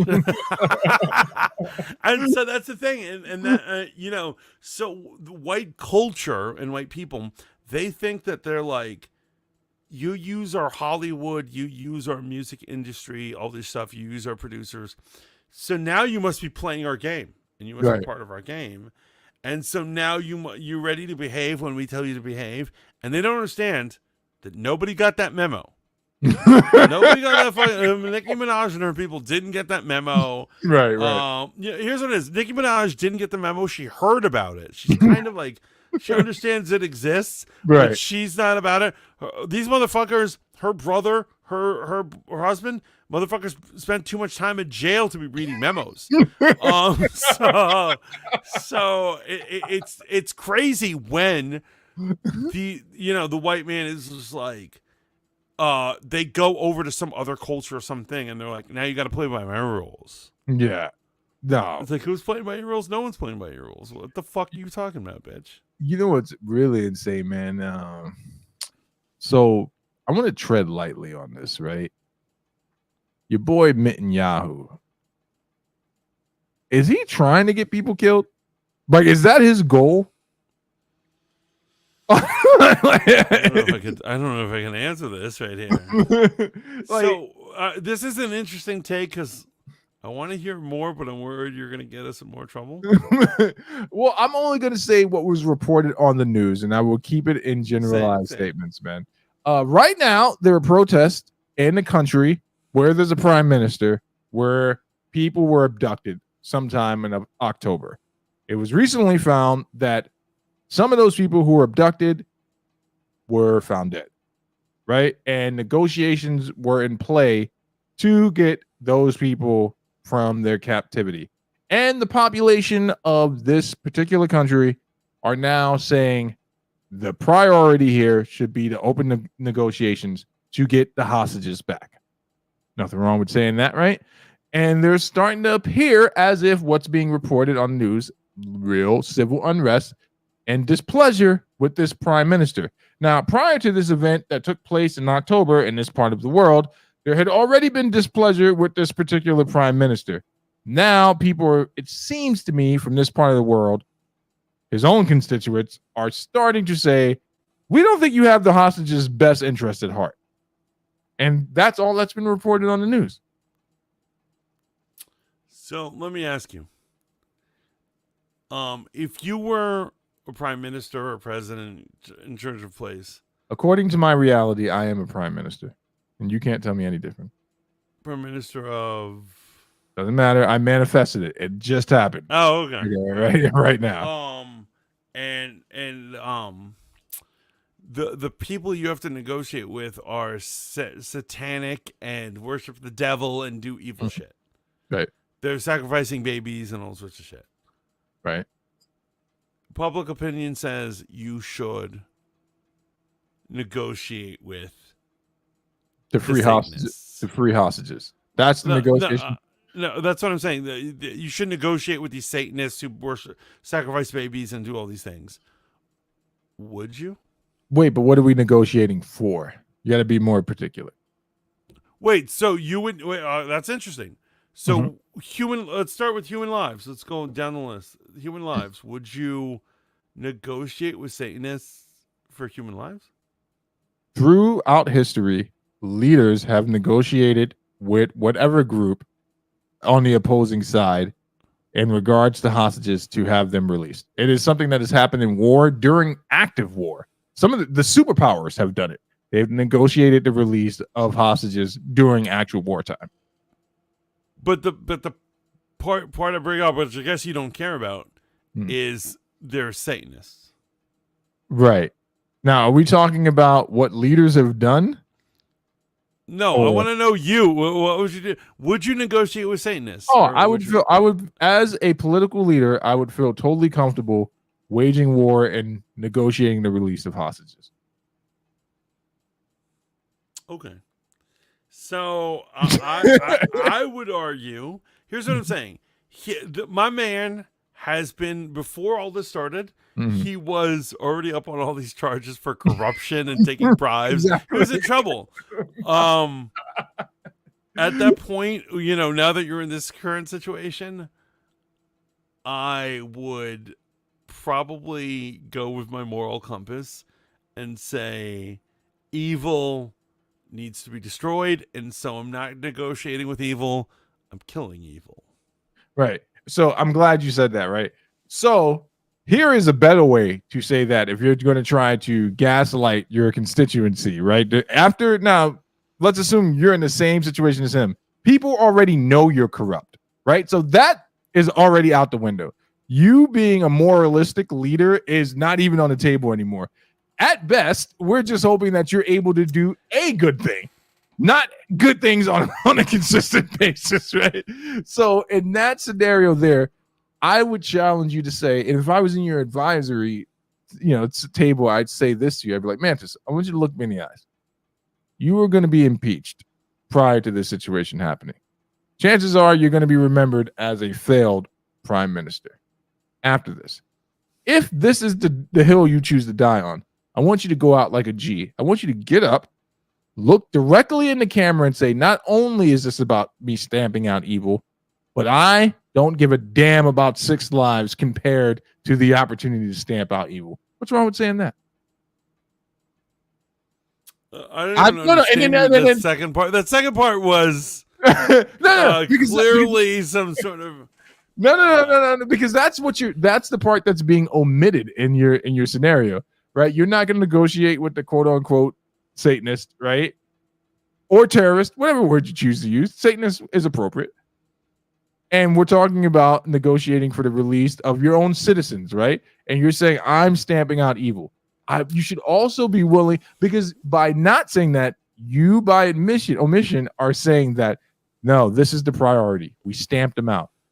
And then you should follow that up by saying, hey, and all you grieving parents out there sending me letters, getting on camera, trying to sway my opinion, I want you to know I'm stamping out evil. Wait, hold on. But one could argue that you weren't stamping out evil. You were like willing to actually talk until 6 people were executed. And once 6 people were executed, at this point, you're like, you know what? I wash my hands of this. I can exterminate all of you at any given time. Wait, hold on. Let me finish. He can exterminate them at any given fucking time. And that's on his soul, and that's on whatever. But honestly, to God, if they had dicked me over like that, I might be that guy to be like, you know what? I'm wiping out all of Gaza. You will be nothing. I will clean the. You said the entire word. thing with You were doing good with hypotheticals, and then you made it real. See, it wasn't me this time. It is what it is. But I'm saying I will wipe. You could easily be like, I'm wiping you out because you've killed these 6 people. So and go ahead. I'm not saying that the person who does it is righteous. All I'm saying is the person who does that is human. Okay, so here's the problem with the chronological order of things, right? You know what you missed on that part? He is not doing this in response to them killing the 6 people. That's not why the constituency and the laity are angry at him. They're saying he's responsible for the 6 people being killed. Steve. Wait, let me just lay it out. This is his own... Wait. Time it. No, I want to talk about something else. Yeah. This was a bad topic. You should not have brought this up in the show. We never get this political. We never talk about Israel like this. It's not that I'm annoyed to debate you. I'll debate you to the end of days because you're wrong. But what I am saying is you should not have made this a topic tonight. If we are taken off YouTube, we're canceled or whatever, we're shadow banned, it is on you. Listen to because I want to talk about Green Lantern. We can talk about. You understand that? I was debating the point you made about Satanists. You made it real by bringing up an actual region. No. I'm saying you made this a topic of thing, but I never bring up Israel on this. It's just events and news, man. If we can talk about Taylor Swift and her bizarre fans, that is not the same thing, and you know it.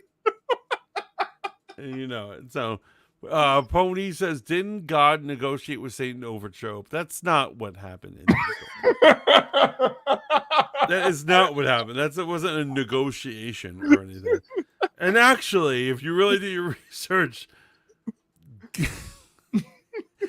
I'm not doing Bible study right now, but read it again, and you will notice that God wasn't negotiating for someone's life. He was egging that shit on. But I'm sorry, Steve. We can finish this. I'm sorry. No, it's totally fine. So Green Lantern. No, okay. Go. Yes, I go. So you believe that it's his bad negotiating that caused the death of those Mantis? What am I? Do you hear the language I'm using? This is why I'm a professional. I'm reporting to you what has been reported, which is 100% permissible on YouTube's guidelines. I haven't taken a stance, nor am I endorsing anything. At the onset of this, I said I am merely reporting what the news is saying and what the people of this unnamed region are saying is going on. That's all I'm doing. Steve, real name no gimmicks, has not endorsed or sided with any party in this. This is just news.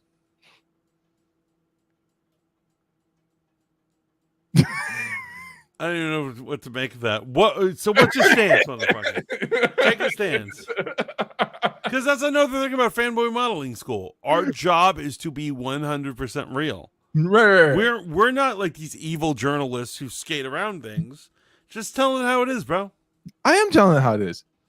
I'm telling exactly what is being reported. I'm telling how it is. No, don't tell me what it's being reported. What do you believe? What do you feel? This is what people come here for. What do I feel? Says Steve knows about the JQ. Steve knows nothing about the JQ. Yo, we still have to have DT Dubs on our show. Yes. Because we need to. Here's what it is. I've done Conspiracy Hour with Rogue Radio. By the way, where the fuck is Rogue Radio? Just me tonight. Okay. But we need to have Conspiracy Hour with DT Dubs. DT Dubs knows some good stuff, right? He does. Yeah, absolutely. That will be an exclusive Kick Rumble episode. This might be the last time we're on YouTube. Again, I am following the guidelines, which I read, by the way, in regards to what people are being reported and being demonetized when they talk about the subject. I love you, bro. Yes. But you are a fool because you know what? We don't really have any rights in the realm of social media. If they want to ban you, they will. If they want to take down your video, they will. Then and you can fight it. You'll be like, yo, I have proof of this. They don't give a fuck. Then why be fearful of anything? You're right. Let's go all the way. So you were talking about how much you love Palestinians. Go on. Word never came out of my mouth. What I am saying though, man, is my heart does go out to the families, man. I don't know if did you watch the DNC at all? I did. All right, so at one point in the DNC, man, the parents of one of the people that was terminated, recently in regards to this entire thing, they came out and they did what you expect parents to do. They're like, please stay strong. If you hear our message, know that we love you. We're praying for your safe return. And that is the thing that's got a lot of people upset in this unnamed region of the world is that is that they don't feel as if though their prime minister is staying at the table and he abandoned negotiations leading to what may be the situation, which is sad. And it's okay for me to say that it's sad. It is sad. DG Dub says, I know absolutely nothing. I just narrate what the media shows. I think that was directed at you. Leave me alone, Manchester Phony. So, like I said, I wish we hadn't gotten into this. But if we're going to talk about it, I think that. Can I just say something before you say this? This is like my favorite type of moments in Fanboy. Like throughout the years that we've been doing this show, there's either been a push and pull, right? There have been nights where I've gotten you, and there have been nights where you've gotten me. Tonight is the night where you guys are going to see Mantis use what remains of his word kung fu, right? He was prepared. You think? He was prepared for an all-out argument with Steve, but all I've left him with is an argument with some nameless group of media conglomerates. Well, are you ready to see what hand I deal out? I'm ready. I'm ready. I'm ready. I call this the full house. So essentially, right. What pro-Palestinian people and people who are like into that and all that stuff don't realize, right, is that Israel has 95% of the power. Yes. Yeah. And they have 5% of the power, if that. You know what? To be honest, they probably have 3% of the power, and the other 2% is from fucking white allies somewhere around. They're really pulling the whole thing. And at the end of the day, I would not be executing any prisoners because of the wrath of the country you've been occupied by.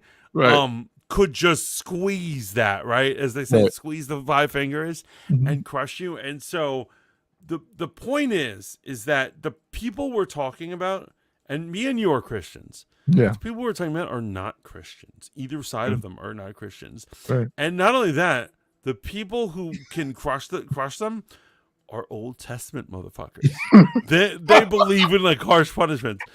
So the thing that's so stupid, like utterly stupid, is they're like, let's execute 6 of these prisoners because they won't go by it. And you know what? And you know how many people are going to die? It's going to be tens of thousands, if not 100,000 people are going to die because they wanted to have some hard-ass attempt on something. And so what it is you niggas need to learn fucking humility. You niggas need to learn humility. A motherfucker has a gun to your face, or has a gun to your mama's face, or your woman's face, your children's face. You shut the fuck up and you do what he says, unless he says suck your dick, in which case go out like a hero. But what I am saying is, you need to fucking man up and do that. And if you're unwilling to do that, I don't know what to tell you. All I'm saying is, Hamas was stupid for doing October 7th.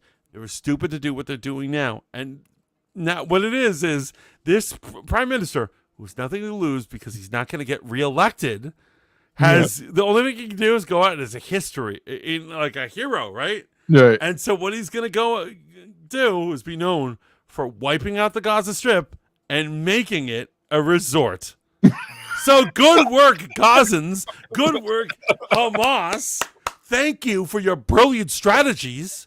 Thank you for your humanitarian aid where you killed 6 fucking people who were your prisoners. I don't know what the fuck who would do that. Right. But like ultimately at the end of the day, not only does he have the power to, he currently has the right to, because apparently no one can stand up to. International law can't stand up to this dude. So if he decides to wipe Gaza clean, Right. and then he's like, you know what? Let's make it a resort area. That's what's gonna happen. Did you just refer to it as New Ibiza? Is that what you're insinuating right now? I didn't say it, but listen to me, man. Listen to me, man. And before we get into Green Lantern, these are my favorite moments on Fanboy Marlin School, right? Because here's what's gonna happen, right? When they do finally cart us off in front of the tribunal to try us for our war crimes for things we've said on here, I want you to know that my quote, my quote is literally going to be, I'm just reporting the news. Now, I'm not saying they won't kill me for that, right? But I'll die with a smile on my face. I'm just reporting the news. Yeah, I'm just reporting news. I'm just commentating on the news. In fact, I'm only repeating what you allowed CNN to say. Do you notice, or do you like when children's movies are strangely, there's a moment that's directed toward adults? Yes. And a kid, there's no way it can. So, do you know Transformers the movie? Yes. So there's a part where some of the lesser known Transformers are captured by the Quintessons, and the Quintessons are holding like kangaroo courts, and they're having people testify in things, and then they're dropping them into acid. And finally, there's some old ass robot gets brought up, and they say, "How do you plead?" Blah blah blah, and he goes, "Spare me this mockery of justice, and just kill me already." And then, sure enough, they kill him. And I'm gonna be that motherfucker, because I'll be goddamned if we do a kangaroo court around the Fat Mantis that they're like, do you want to plead for help? Do you want to explain yourself? The only explaining I'm going to be doing is when I bust in your mouth, bitch. When the court comes for me, they can fucking kill me, because I'd rather be killed than have to deal with a falsehood of justice. Listen, man, and I'll be right there with you. But my goal is to, when they do execute me, man, I want it to be on the most trumped up charge. Do you know what I'm saying? Like literally, I want to go out like Cobra Commander. I want to go out, right. I want to go out like Gordon when he was in front of his kangaroo court and Batman, Dark Knight Rises. Remember when Scarecrow brought Commissioner Gordon up? Yes, I love that. That's how I want to go. He's doing kangaroo courts, right? And he's sending him out to the ice. Yeah. And people didn't do shit, but sure enough, he's finding him guilty. Yeah. That's what it is. That's the problem with these libtards. Yeah. They're gonna find you guilty no matter what. So don't play their game. I refuse to play their game. I'm gonna ask for trial by combat, and I'm gonna ask that they send down their toughest gender fluid combatant. I really hope that's the future of the Democratic Party. I really hope that we have an option for trial by combat. I will fight all these non-binaries, all these trannies, all these regular cis males, quote unquote. I'm quoting because they're not really. Like some guys just like, I just had my matcha tea and I was reading the journal and I think you're disgusting, man. I'll be like, let's fight. And I promise you, you never got your woman pregnant. I promise you. I'll fight them all. That's the whole thing. A lot of people are like, well, Democrats have all the money, so if in a civil war, they're going to win.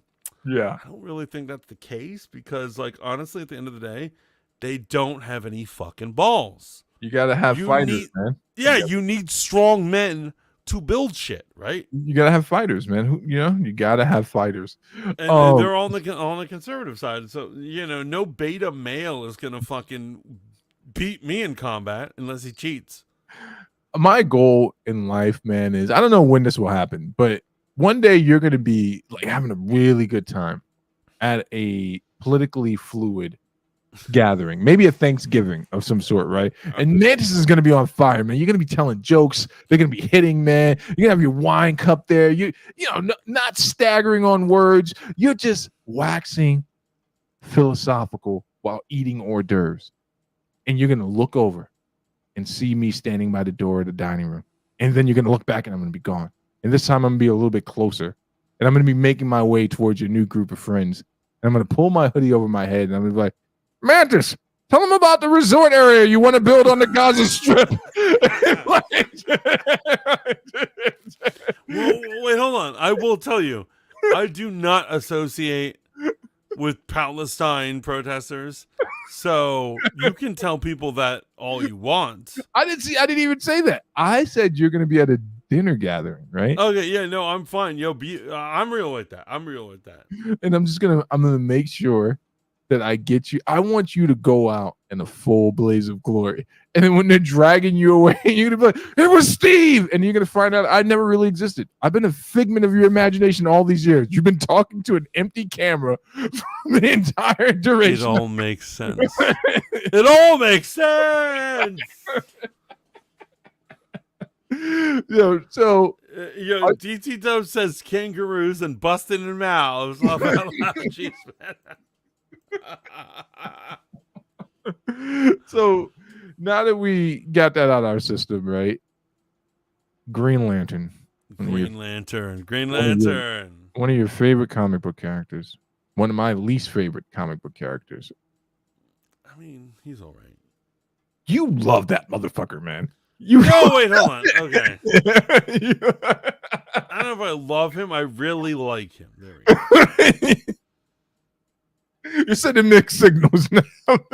I said one bad thing wrong, and like any real Green Lantern stand, I don't know where you pulled these books from. You're like, you need to read these books. These 18 books right now. Wait, hold on. Do I have Green Lantern books on my shelf? Yes, I do.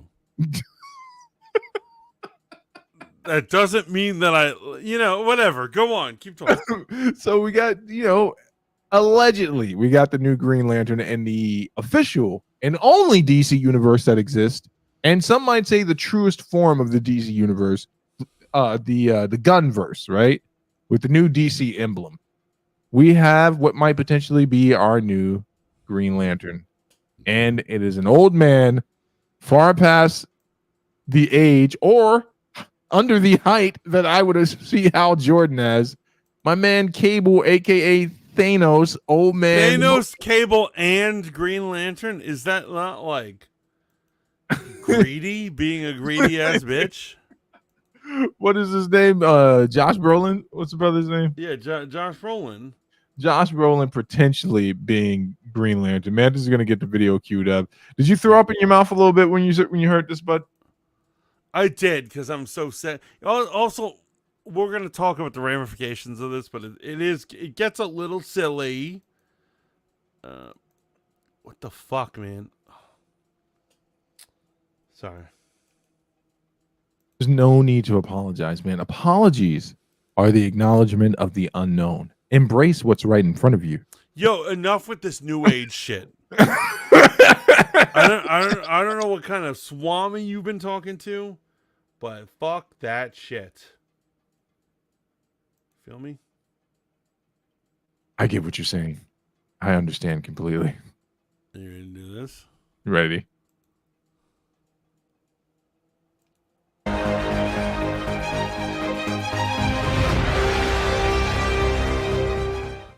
Welcome back, everyone. It's Charlie. There was a big Green Lantern HBO announcement this week. It looks like they found their new Hal Jordan of James Gunn's DCU for the big series that they're doing.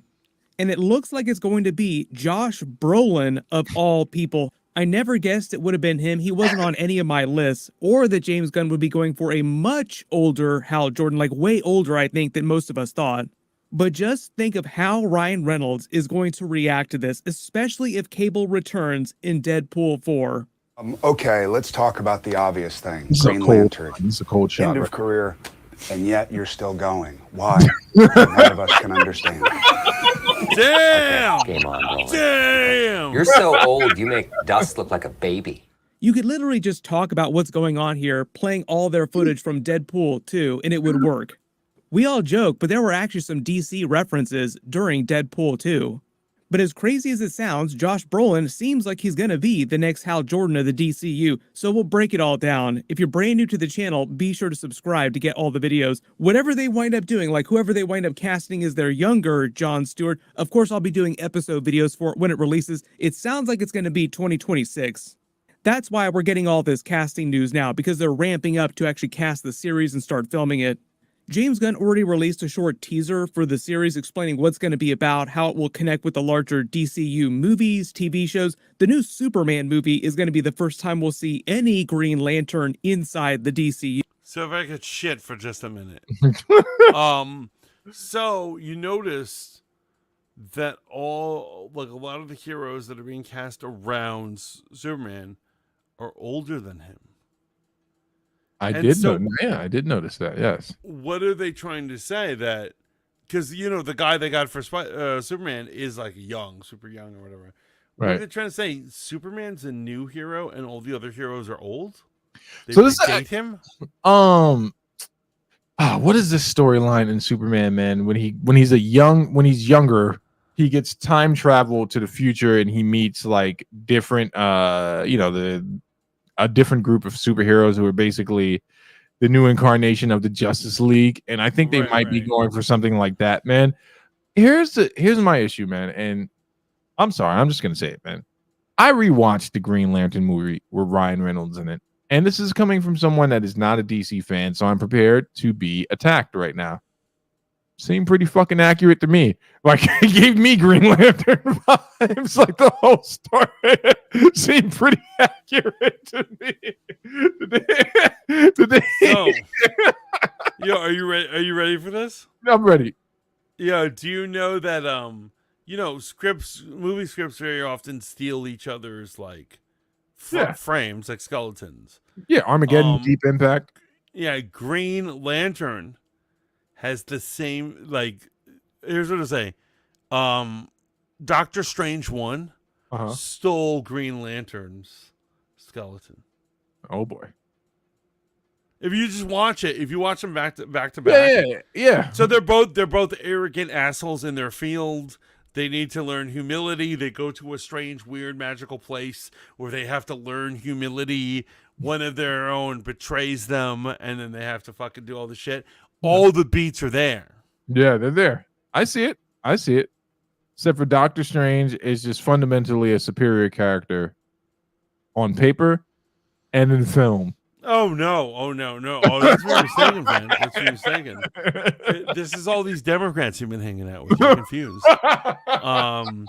So magic users in general, although fun, are just an excuse to usurp writing. They're like Doctor Strange can do. He's like, my sleeve, and he can pull anything out of his sleeve, from a chainsaw to a bazooka to a energy blast, whatever. Right. That's fucking whack. And I admit that the Green Lanterns, they're like OP, they're OP, right? It's not as OP as Doctor Strange. Listen to me. At one point, the Golden Boy, the Boy Scout, Superman, had the ability to manifest whatever power he needed for any Yes, situation. back in the early days, no one reps that anymore. So Green Lantern, in my opinion, is the last vestige of Action Comics, right? I believe that's what DC was called before it was DC. Was it called Action Comics? And he still represents that in my mind. He will always remind me of the Comic Code Authority. He will always remind me of an old time in comic books with swashbuckling, fighting Nazis and stuff like that. And I'm just saying this, man. I have a little faith in James Gunn that he might give us something good. I know. I think James Gunn might give us something interesting here, man. Well, okay, let's continue this video because I'm speechless. I've been speechless at this point. You. That'll be Nathan Fillion's Guy Gardner, who we've already seen scenes of during the Superman movie. Already I an did a old couple man. of videos for the Superman previews that we got for all the characters, the new version of the suit. But a big part of those previews included some of the other big characters like his he's got a Green black Lantern job. and Hawkgirl. Zoom and enhance. Notice all their costumes. This is just for the Superman movie, so this could change by the end of that movie. But the Green Lantern costume notice he's included young have and everyone else Maxwell is Lord's veterans. company logo on them. Like Mr. Terrific, everybody have Maxwell Lord's logo on their suits. All the Alternate suits universe. look very similar, like they're part of the same team. They're going for like a Justice League International kind of vibe because Maxwell Lord was part of that team in the original comics. Sean Gunn, who played Kraglin in the Guardians of the Galaxy movies and is James Gunn's brother, is playing Maxwell Lord. It sounds like his version will be more like the original version, not the more recent, more evil version of Maxwell Lord. But that's probably why the suits look the same. I'm not a big fan of the look either, so maybe Superman, maybe some of the other characters will clown on the look of their suits. Like, we can do a much better looking Green Lantern suit when we actually get to the Green Lantern HBO series. Please, Oh, please do absolutely. better looking Green Lantern suits. Absolutely. And please don't make the super suit green or animated. Everybody remembering all the Ryan Reynolds jokes. Pretty easy to guess on their TV budget, their suits on the Green Lantern series will not be animated. Part of the idea here, though, is that the Superman movie is meant to be the introduction to the wider DCU. Like, boom, here it is. This is what's going on in the universe in present day. Just giving everyone a better feel for the vibe of what's happening, like what's the state of things, who's active around the world, what's coming down the pipe. Black Noir. Green Lantern HBO series and Peacemaker Season 2 are meant to be the first live-action series in the DCU. There is the Penguin Batman series coming in a couple weeks. By the way, it is insane that James Gunn is like, I'm going to continue Peacemaker, but season 1 is not canonical to my new universe. But I'm continuing with the season 2. That's insane. Admit that's insane right now. Admit it. Listen to me. I think what's happening here is, right, we got to be willing to embrace change and accept a new direction. I fucking should have known you'd be saying some homo shit like that. Yo, change is for bitches. Let the man cook. Let him cook. I will do episode videos for that, but that's all part of the Matt Reeves Batman Wait, universe. pause, pause. Totally separate thing. Not Now canon you to want the to pause. DCU. Now you want to pause. Are you gonna watch the Penguin? Are you into? Here's what it is. I've decided I'm not gonna watch things that are stupid ass and dumb ass and bullshit and faggot shit. And so, Penguin is one of them. Marvel has way more of them.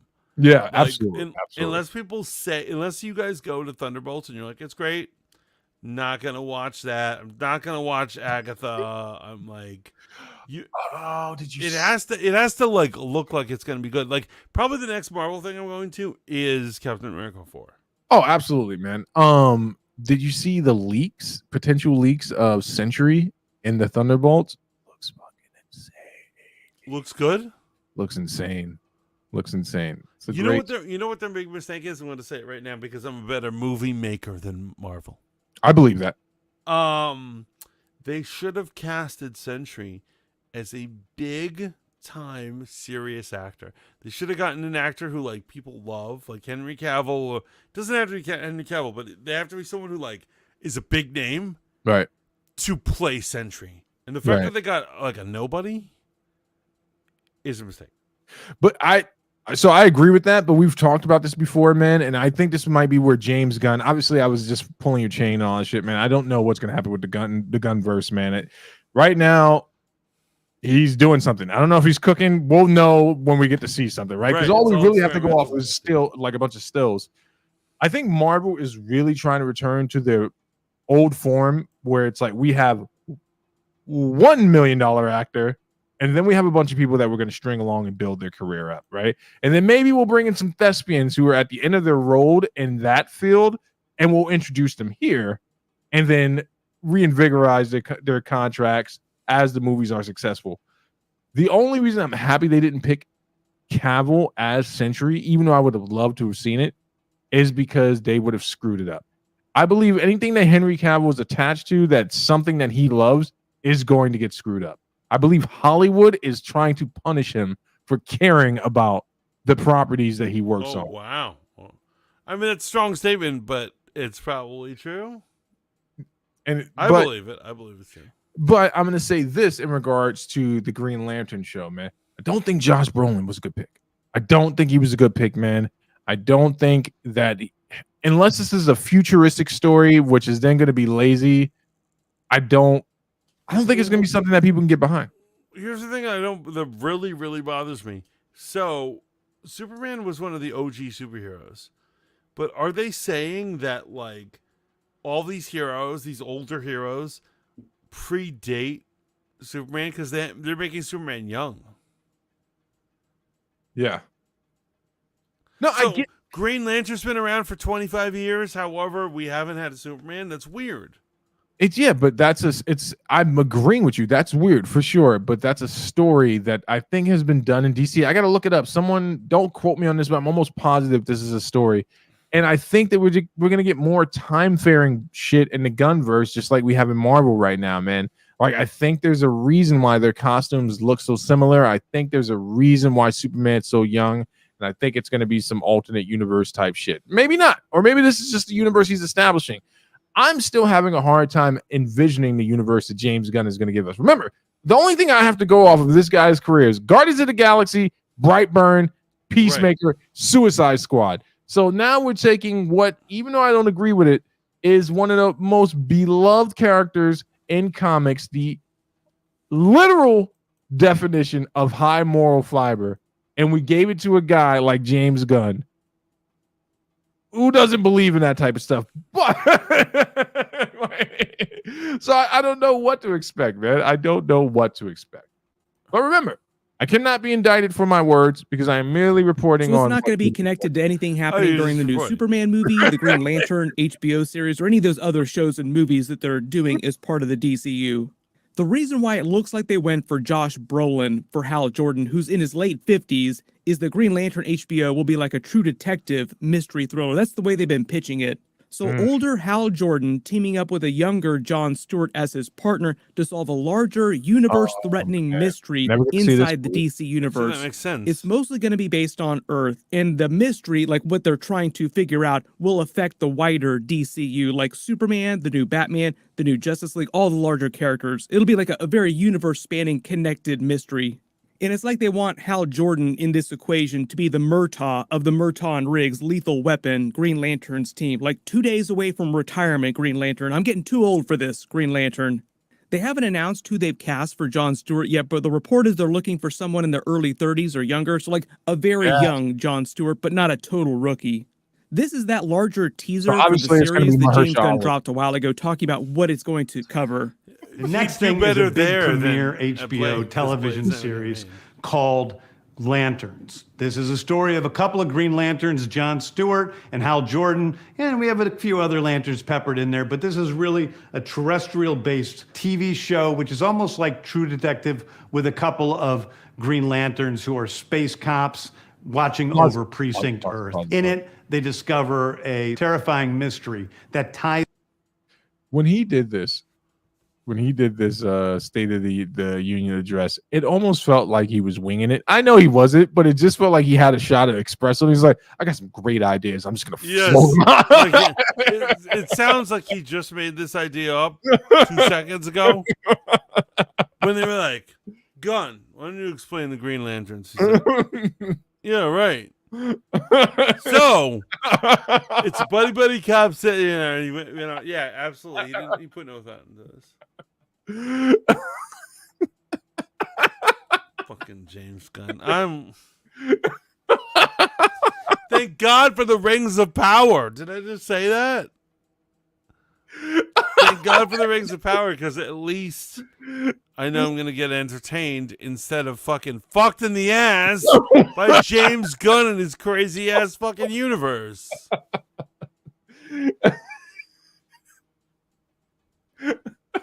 Look, Gray Windrop's here. John Boyega should be John Stewart. Thank you, Gray. Thank you.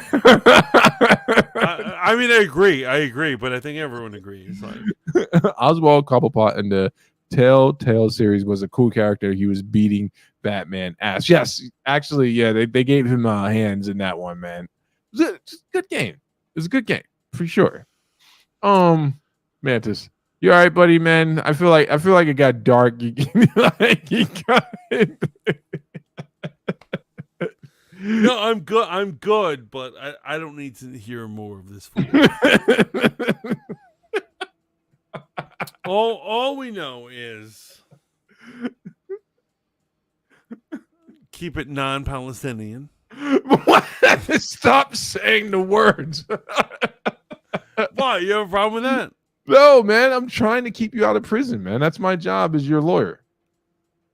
I'm gonna stay fine. Because a certain New York billionaire is going to win the election, so it won't be illegal what I say. He's handing out pardons, man. It doesn't have to be pardoned. There's nothing illegal for me saying the truth. Oh, so in closing, right? It's funny we were talking about YouTube and like all their guidelines and shit like that. You know, there's one cardinal sin amongst content creators, but YouTube allows content creators to break this rule all the time.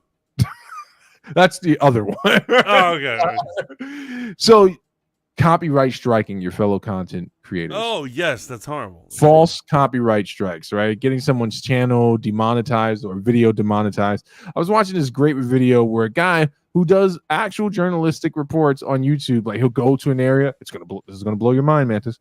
He goes to an area, but prior to that, he does his research before he goes to an area, and he's like, "Hey, these are the claims that are being made in this situation. We're going to go investigate if there's any validity to these claims. But do keep in mind that I'm speaking to normal people, so their experience could be subjective based off of what the initial reports are. So we'll then compare those testimonials to what's being reported by the mainstream media." And then it blows my mind. I'm like, oh, shit, I've heard of this before. It's called journalism. He's going to report the... but... So who would have think? Yeah, this guy just got his video. One of his videos, he has millions of subscribers. I'm sure he's making bank on YouTube. Just got one of his videos demonetized because another content creator was like, "You used 4 seconds of my video." Oh God! And so he's suing them.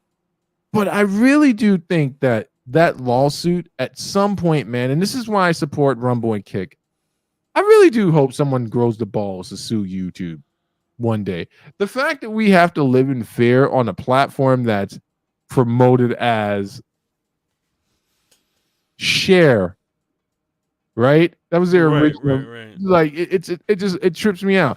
But none of that ever has anything to do with the major corporatized channels on here. CNN literally breaks the YouTube guideline rules every day. No problem. Mark Zuckerberg came out and said he felt pressure. I wonder if we're going to see the same thing from YouTube. But with that said, man, did you have fun tonight, buddy? I had an amazing... I always have a good time, man. What a good time. Yeah, man, because you got the vid. Just say it. I want to hear you say it. It's real. I do not have the vid because I don't believe in the vid. What? Now, this is our last episode. No, I'm going to stop making that joke. I believe in the vid. I just don't have it. I'm just a man with a cold. You have to quarantine and stay away from all your loved ones for the next 36 Well, here's what I'm saying. I was quarantining for a while, but like my roommate and their two sisters all died. And I don't know what that's about. But I'm fine. So once again, there is no COVID. A statement. No COVID, I'm fine. What those weirdos were about, I don't know. I have no idea. But this Rogue Radio. This Rogue Radio. Riz Radio is going strong. We are here on Fanboy Modeling School, and I hope you guys like, share, and subscribe to all our videos here. Or you can check us out on Riz Radio, which you can find on Live 365, RizRadio.com, or wherever radio is found on the internet. My man, do you have anything to say to the people? I'll just follow up with that, man. You can find Mike Check, Dope Dynamics on RizRadio.com. I would prefer if you go over and support us over on the website. so we can support our owner and not our owner. I'm sorry, our boss, our slave driver, Mantis. Yeah. I'm a slave driver. Just And joking. by the way, Rogue Radio showed up. We love you. What We up, didn't Rogue? you know, fashionably late, but always here for you, fanboys. Absolutely, we love having you. Everyone who stopped by, thank you so much. This is Fanboy Modeling School. Peace and out. You guys have a good one. Do not take any wooden nickels. And once again, say no to Palestine. Boom. Peace. Oh, it didn't take. I missed a button.